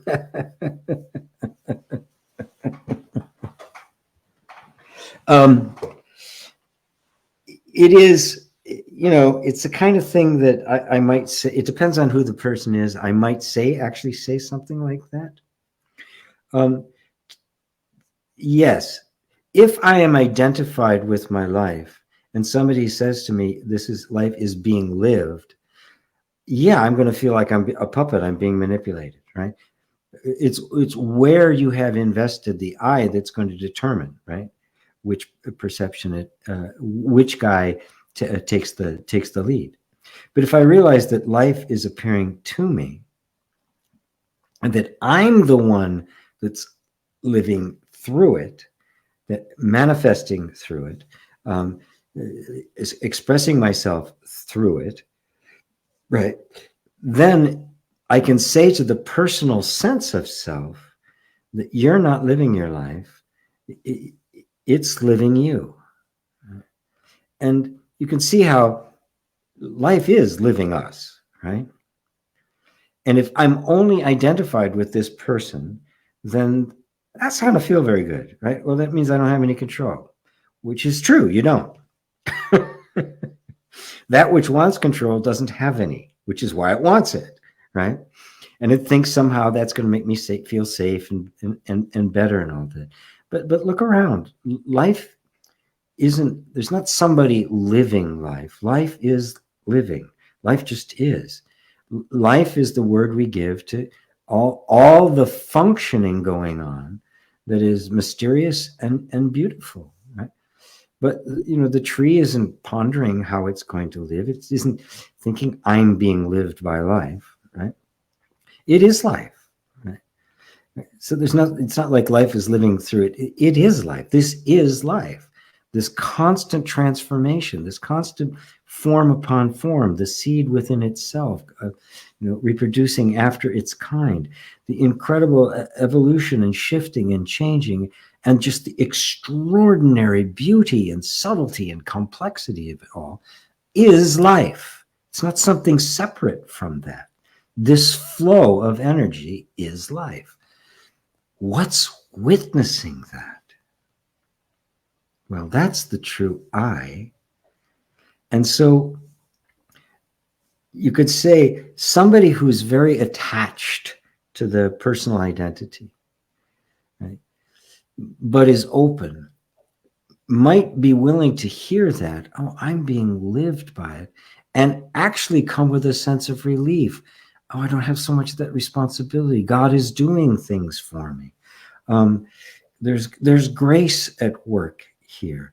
This energy of life is benevolent, but you are that life, but you are also the witness of that life. And in fact, what is life other than conscious awareness, aware of itself, and the infinite unfolding from the essence of awareness itself, the manifestation of awareness aware of itself. And this is what we call life. But we just simply regard life as an external process. We project a world on it. Is this process going on there that I am witnessing, that I am looking at, and the ego gets so far as to say, well, there's life and then there's me. Right? As if this body and mind and functioning is something other than that. It's part of the functioning. If I see that, I see my body, my emotions, my sensations, my thoughts, my memories are all just the functioning of life. That's all there is to it. Well, then what am I? Because that doesn't make an I. I mean, it doesn't make an I in a tree. It doesn't make an I in my dog, right? If I had a dog. So it means it's just a thought projected upon the flow of life. Oh, well then who am I? Because a functioning does not make sentience. As that neurosurgeon discovered, the brain doesn't give rise to consciousness. Well, then what is consciousness? In other words, what am I? Because I am consciousness. I mean, that's the only thing that's entitled to the word I, right? That which is aware, that which knows all the rest of it, that looks at nature and goes, wow, what is that? That's the true I, the I prior to the word I, the I prior even to the feeling of I. And so that particular phrase could have a usefulness on the right circumstances. Needless to say, it was not a phrase for you. It was not something I would use with you. Right? And this is one of the downsides, for all of the upsides of YouTube, which we're enjoying right now. One of the downsides is, something I will say for one person, somebody will pick up and think of it as, oh, it's an absolute truth, right? The guru said this, so it's true. No. It's always the interaction, right? In a forum like this where people are asking questions, I try to keep it general enough. But you'll notice a couple of times I say, well, for you, right? Because I can sense where they are and what words that need to be there for them, right? So not every word can be taken as an absolute truth. Nothing can be taken as absolute truth. There are no such things as absolute truths. There is only the absolute truth, which is being itself, which is you. The universal theme of being, which is manifest in absolutely everything. Like the fundamental ingredient. You can listen to music and a bunch of pieces of music. Oh yeah, that's Mozart. That's Jimi Hendrix, right? That's yes. Oh, that's Rachmaninoff. And you can identify it, right? But it's not Rachmaninoff. It's not Jimi Hendrix. They're not there. We see the energy reflected there, right? That we identify. Well, what's the most fundamental energy of all? That which is embodied in absolutely everything. Being. That's God. That's the self, which is everything. But in and of itself, you can't call it nothing. You can't call it everything. You can get close with things like shunyata or emptiness, just the infinite. But what is it? Well, it's not an it. You are not an it. You are unknowable, inscrutable, ineffable, beyond all.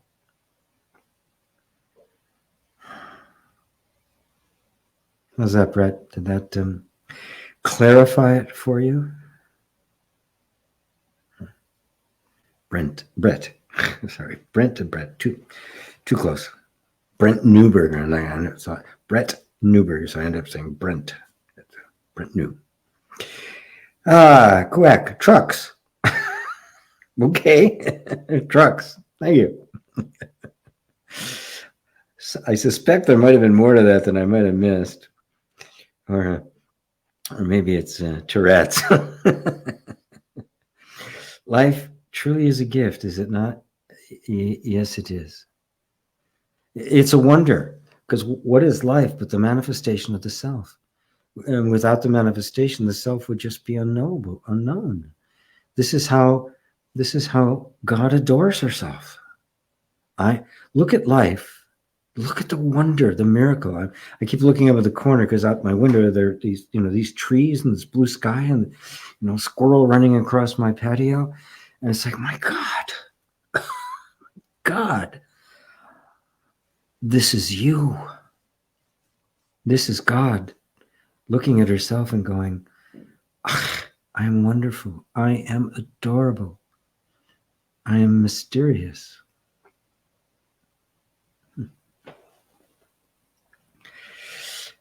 Mary continues, do you believe we inherit certain things? Do you believe that they are learned? Well, when you're talking about the human being, it's both. And, we can argue about nature versus nurture and all of that. I think from an experiential point of view, and from the point of view of healing and awakening, it doesn't really matter, right?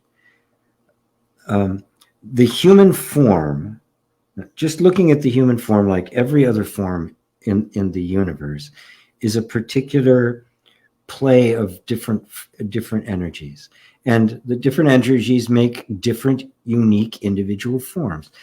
Was it DNA? Was it ancestral? Right? But we also know that some characteristics seem to be inherent in us. Right? My love of music that I had from the time I was a child. That wasn't learned. Right? It just happened. Right? But other things like, our desire for bonding and comfort, our desire for a mate, our desire for meaningful work, these are inherent, right? We didn't make those. They weren't learned. They're just innate in the whole human mechanism. So there are things that are innate. Do you attribute them to the DNA? Do you attribute it to karma, some God principle? It doesn't matter, right? We can just start with what we know, and that is, there's traits that are innate. They're just there, right? And there's also this other environment that took this bundle of innate traits, which could have taken any kind of form, right? As a musician, I could have done, I could have taken up, the tuba, right? But I took up the drums, right? Later the piano. I could have anything. Right? At some point playing drums, I was also playing harmonic, blues harp, right? And singing. So it could have been any of those things. So the way in which those inherent, that inherent tendencies forms is completely environmental, right? So the tendencies are there, and every individual form has unique tendencies, right? No two are like, no two snowflakes, no two squirrels are like. Everything has its uniqueness as well as its universality. That's the mystery of it and the miracle of it. How that appears will be completely dependent upon the environment. How free is it for those natural tendencies to come out in a form or in a medium or something? Or how restricted is it? How much is the environment trying to force it to be something other than what it is? And this is the inner conflict we feel. Our nature is to express ourselves. And when I say that, I'm talking about giving manifestation or giving expression to those natural tendencies. And the more we can do that, the happier we feel as the individualized being. And that's the happiness goes up and down. The more we can't, that's the suppression we feel, that's the defenses, that's where all the psychological and emotional problems come from. Right. But in either one of those cases, whether it be the most wonderful childhood in which you were completely expressed love, you could express yourself and it was loved and adored and the like, or completely shut down and abused, right? In both of those, the sense of a personal I emerges. Right? So there's no special dispensation for your upbringing and avoiding the egoic mind. It's inherent in every individual form as a human being. And that's the great blessing, because it's by transcending that we go beyond the individual to the universal, and you identify yourself now as the whole and not just an individual pairing of the whole. And this is when everything becomes yourself. I am all. Every being is my being. Every life is my life. Every joy is my joy. Every pain is my pain. Right? It is all me. But that me is not the personal sense of me. Right? It is, but that's what's transcended. but that is not a denial of the natural inherent qualities that make up every individual. It's not there's an individual there that possesses those. The qualities make the individual. It's a unique combination of qualities that make the individual. And then that unique set of qualities appears in an environment and conforms to that environment. And this is how all life works. And a sense of I emerges in there. When that sense of I is now seen through and the universal I is recognized, it also liberates the form. It no longer is bound by the environment that it had to conform to. It becomes liberated.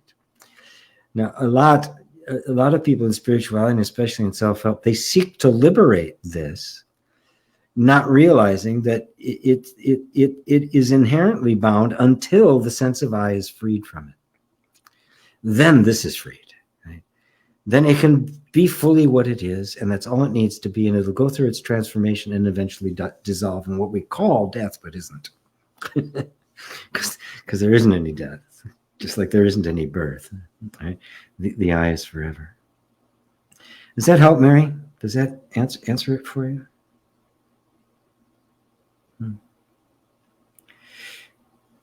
Beautiful, beautiful, beautiful, beautiful. Alexia. Hello, Alexia. Hello, GP. Great satsang today. Thank you. How do you celebrate your creative artworks? For example, I love to write poems, songs, and paint. How can I not be identified with this? This body did this. Thanks. Oh, beautiful. Yeah, well, maybe you don't know, but I've been a musician all my life. That was my ambition. That's what I went to school for. It's all I wanted to do from the time I was a child. Very, very young. For a time, I wanted to be an actor. And I did some voice acting as radio and TV for a while. And voiceovers and that sort of thing, because I had a pleasant voice that people liked. But music was just like the thing. And looking back now on it now, I can almost pinpoint the time when it went from just the pure love of what I was doing. I was doing music because I loved doing music, right? To the point where it was suddenly I had to be a musician, right? And, you know, the pressure of you got to make a living, and you got to do this, and you got to, you've got to, all this kind of stuff has to happen, right? What I say is do this. You love to write poems, songs, and paint. Great. Don't become a poet. Don't become a songwriter, and don't become a painter. Sing, don't be a singer. And this can be an incredibly beautiful self-exploration to notice how the natural tendencies that I was just talking about in answer to Mary's question, and includes poetry. I love words, as you can probably tell. I love words. I love stories. I love poetry. Yeah, I just love putting the images together. And it served me, right? It serves what I'm doing, but I can't call myself a poet. I can't call myself a writer. I actually can't even call myself a teacher because I don't know what the hell I'm doing, right? A question comes up, I say whatever comes to my mind. If that's teaching, okay, but it's certainly not planned. It's certainly not organized. Whenever I try to organize it, I do a really bad job, right? So hold on to the love of that, because that's the natural tendencies that actually get compressed and squeezed out of shape by the ego attempting to own them, to commandeer them. My love of music got really pushed to the back by this drive to be a successful musician. And it for a while, it took all the fun out of it, took the joy out of it, to the point where I didn't even do it anymore. The whole 80s, I didn't do it at all. And then about the mid-late 80s, but there's a lot of other stuff going on in my life, and I couldn't. It kind of came back, right?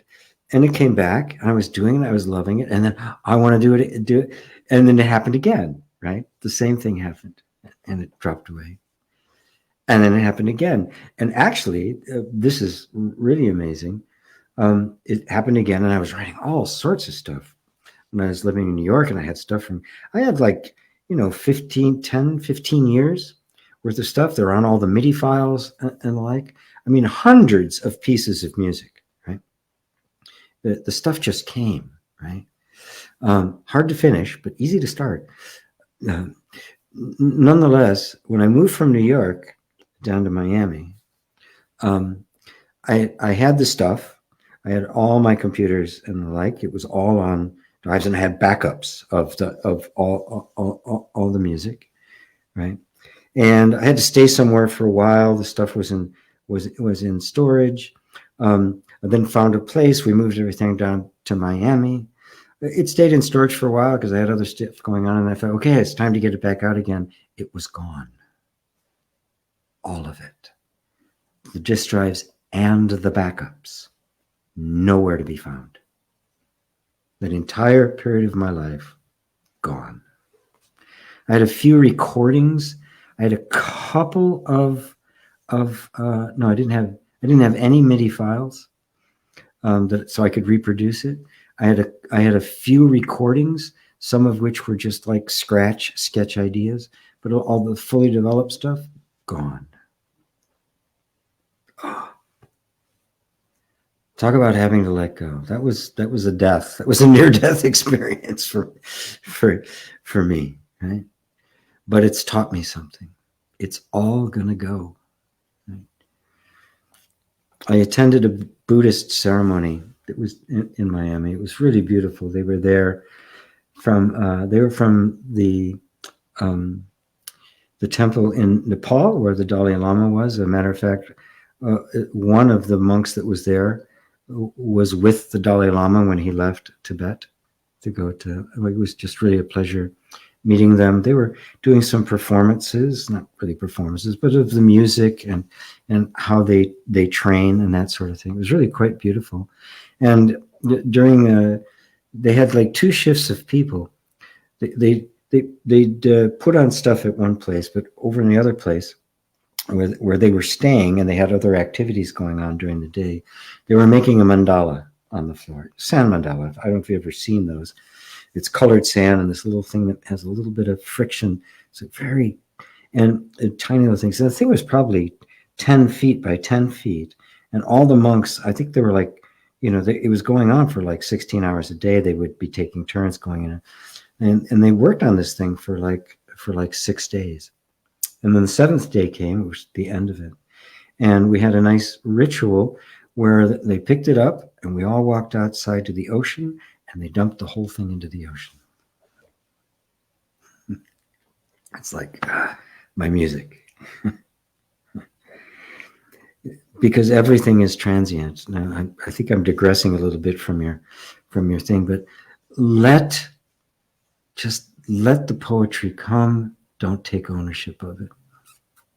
The ego is, I've used this analogy before. I actually got it from Francis Lucille. The ego is a circus clown. The acrobats perform without a net, death-defying feats, amazing skill. The audience jumps to their feet in a standing ovation, and the circus clowns come out and take a bow. That's the ego. Let the poetry be there. Let the songs be there. Love the song. Love the act of writing the song, the feeling of the song. Don't even judge the quality of the song. Because that's just somebody else looking at it. That now you have to become somebody looking at it from the point of view of a publisher or a record deal or something like that, or for the paint. Just let the love of it be there, and it will liberate whatever it is that needs to come through you. So how can I not be identified? Well, that's how you don't be identified. Don't let life express itself, right? And notice the impulse to want to take credit for it, but just be the witness of it, which doesn't need to take credit for it. It doesn't have a sense of this is mine. It's like it's too utterly intoxicated by the beauty of it. Doesn't need to own it. Does that help, Alexia? Facebook. Thank you, GP. This Satsang is the best. You're welcome. Yeah. Hearts and prayers from David and Elaine. Mary, thank you. The answer to Brett. You're welcome. Jay said, I was listening to the replay of Tapas Monks and to what Ava was saying. I was wondering if I were to accept the feeling, but on a subtle level wanted it to go away, that would keep my attention on that feeling. It sure would. But if your attention keeps going to it, you know for a fact that there's some identity there. Your attention keeps going to it. You go, oh, okay. And so just step back and go, all right, I know you're here. I know you're here. Come on out. There's that feeling of wanting it. Don't fight with that feeling, right? Because the moment you start fighting with the feeling, oh, I want it to go away. Now you want that to go away.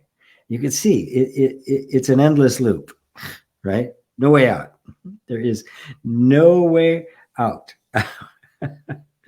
Right? So instead go, okay, there's the feeling wants it to go away. Of course, we want it to go. That's perfectly natural. All right, so there's that feeling there. Is it a problem? No, it's not a problem. Unless something is identified that makes it a problem. There has to be something there that says this is a problem.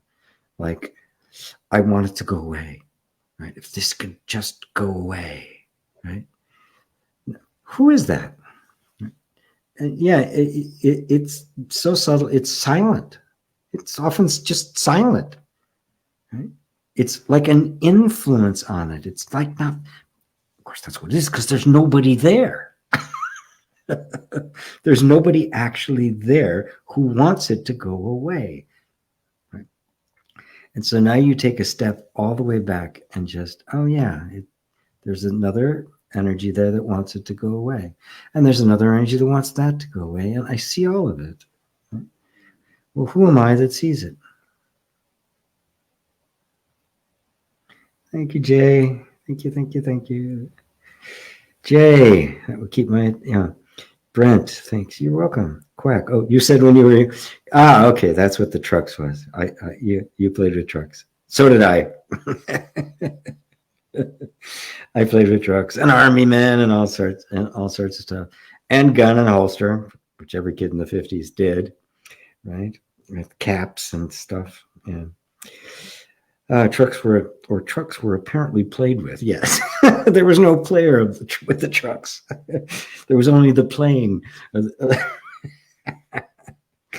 Very good, very clever. Great question, Jay. Looking forward to GP's answer. Did I answer it for both of you? Sorry about the question mark. Mary Sykes. I have a feeling what GP will say. Feels new. That's what I love about satsang. So, did you get it?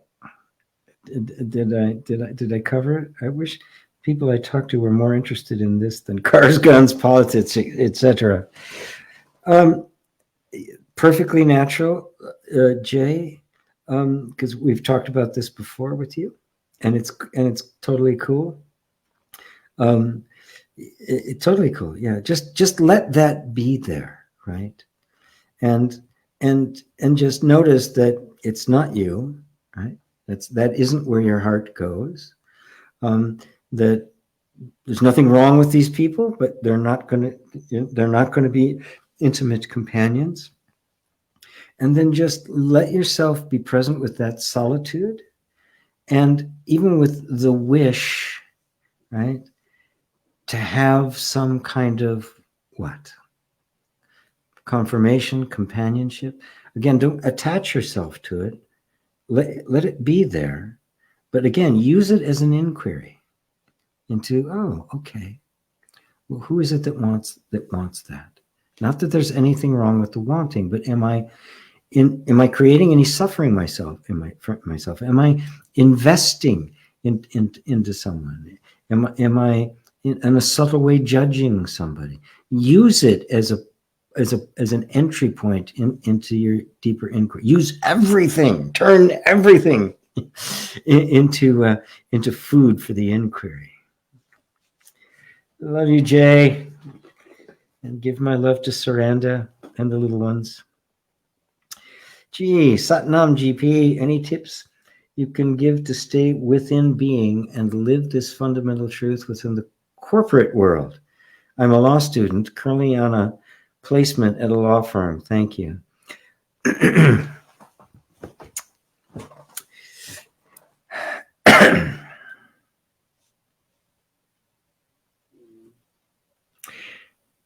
All right, recognize this. I'm sensing that you can hear this. Recognize that being, when you say I'm to stay within being and live the fundamental truth. Okay. Now notice that there's a you here that's trying to stay within being. Now, does this not exist? The you that's trying to stay in being, right? Does that not exist? Obviously it does, but if it does, then it must be being too, right? And live the fundamental truth. Notice how there's a subtle way in which the truth is becoming something known. There's a me that knows the truth. What if the truth is the knower and not the known? Then you already are the truth. When we look for the truth as an idea, as something to be known, something to be grasped, we end up making this is the subject-object truth, this is theoretical truth, this is conceptual truth. But the truth is that which actually exists. It is reality. It is not a concept of reality, it is reality itself. Truth, reality, being. And the word Sat and Satchidananda, being, also means truth, it means existence, it means reality. Right? It's what is. Right? Truth, being, same thing. Right? So being is the fundamental truth. Right? But is that something known, or is it the knower? Let the separation between you and being fall away. Are you anything other than that being? Now, your mind is going to argue with this. Yeah, but, and it's going to go off on something because the mind needs two. The mind can't let the sense of self that it's holding become one with anything, because if it does, it disappears. There's nothing there. The personal sense of self must exist in opposition to, or in harmony with, but with something other than itself. This is relative. This is the way the whole conceptual world works. We define this in terms of that. And everything is like that except knowledge of the self. Because it's not one thing knowing another. You can't know yourself as one thing knows as another. You can't be something knowing being. You must be being knowing being. And you do exist, obviously, right? Ask the question. We're talking now, right? And so solve that first. Don't worry about how to live it, right? That's the mind, right, that has already identified itself as something seeking the truth, trying to figure out what truth it has come to know and experience. Now, how do I apply this in a world that doesn't seem all that interested in it, namely corporations and legality and some difficult stuff for sure, right? You know, harshness and anger and a lot of stuff in the corporate world, just a lot of rules and stuff to follow. So you can drop needing a script or a strategy based on the idea that the true Vedantic or jnana knowledge of being is a concept that is adapted and then lived, right? There's a tunis there. It doesn't. Being isn't lived by anything. It's doing the living. And in fact, it is being living as the corporate world. Even the corporate world can't exist without being, can it? Right? And then don't project on it somehow it exists outside of being. It can't. Nothing can exist outside of being, right? You can't have an existence in not being.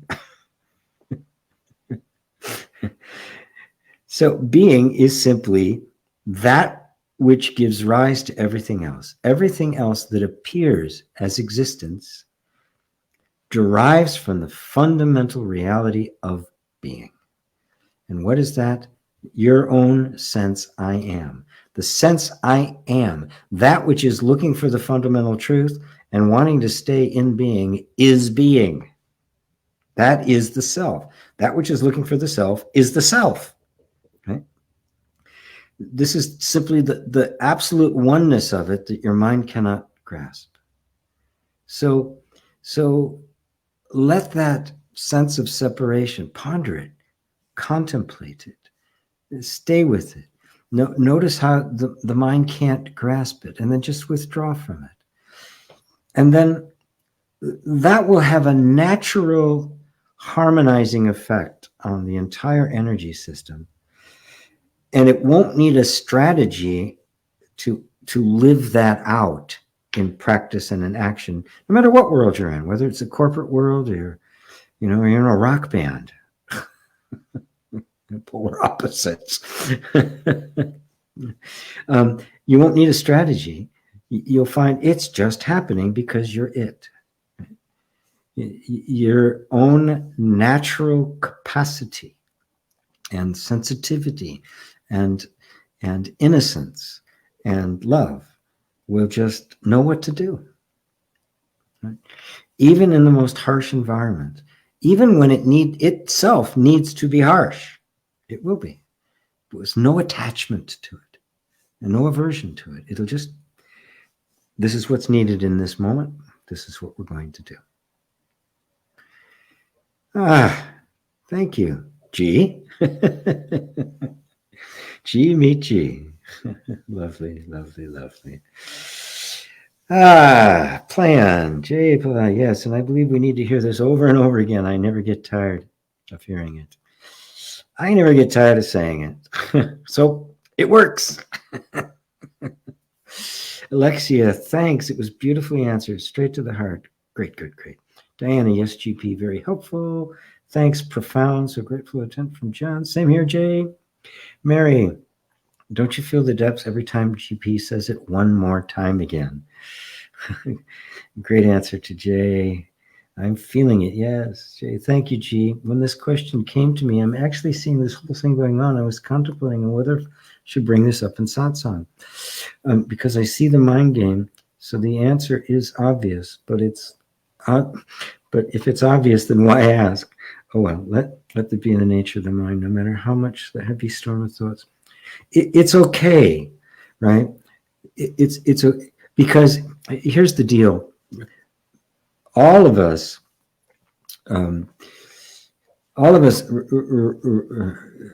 raised with a certain degree, the nature of conforming to a culture, a society, and the like, means that there's a certain amount of self-validation or self-confirmation that you're not allowed to have. You have to defer to others. You have to look. There's an ultimate overarching rule. Now, if you're born in the West under the Abrahamic religions, it's an intense one. It's a very oppressive one, right? And you can't trust yourself for anything, right? So you can't validate yourself, right? So we don't learn how to do that, right? We don't learn how to have confidence and trust in what we have seen to be true.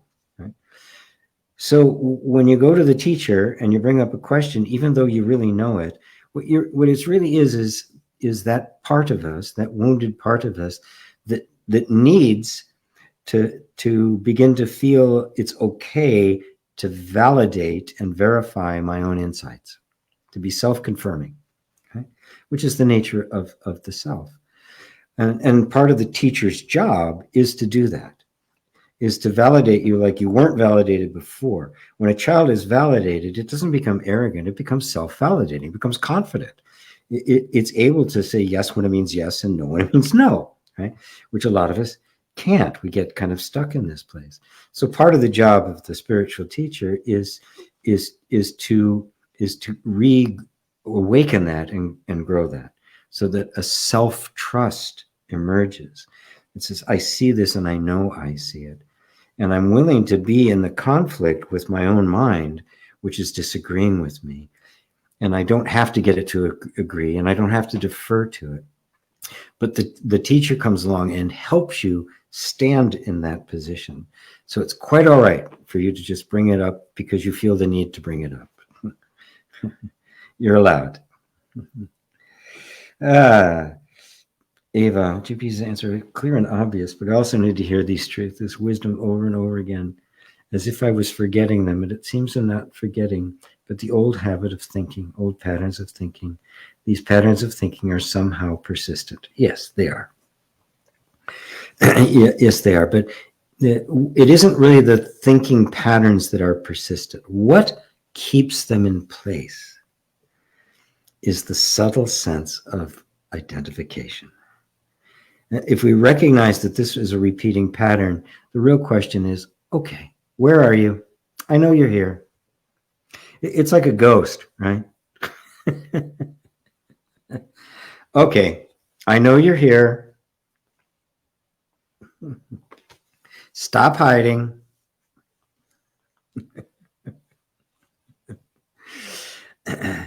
And it is, because it's invisible. It's just kind of like this silent influence. So you see the effect of it. Oh, okay. And you can really ask, all right, where am I still identified? That's a different question, isn't it? Now the attention's not on the persistent thoughts. It's not something that have to be gotten rid of. You see that there's a mechanism in place, right? That they are somehow persistent. All right, so we're now understanding the mechanism of them being persistent. And in that, freeing up all of it, freeing ourselves from the persistent thoughts, freeing those persistent thoughts to dissolve back into an energy and go be something else. and freeing, just being free. Just being free. Being the freedom you are. Well, I've exhausted the queue. Nothing more here to do. It's time for me to have something to eat and to drop the teaching. All right, my lovelies, my friends, my dear ones. Until next week, for those of you who are joining us on Tuesday, thank you very much. I love you all. Love you. I love you all. And namaste.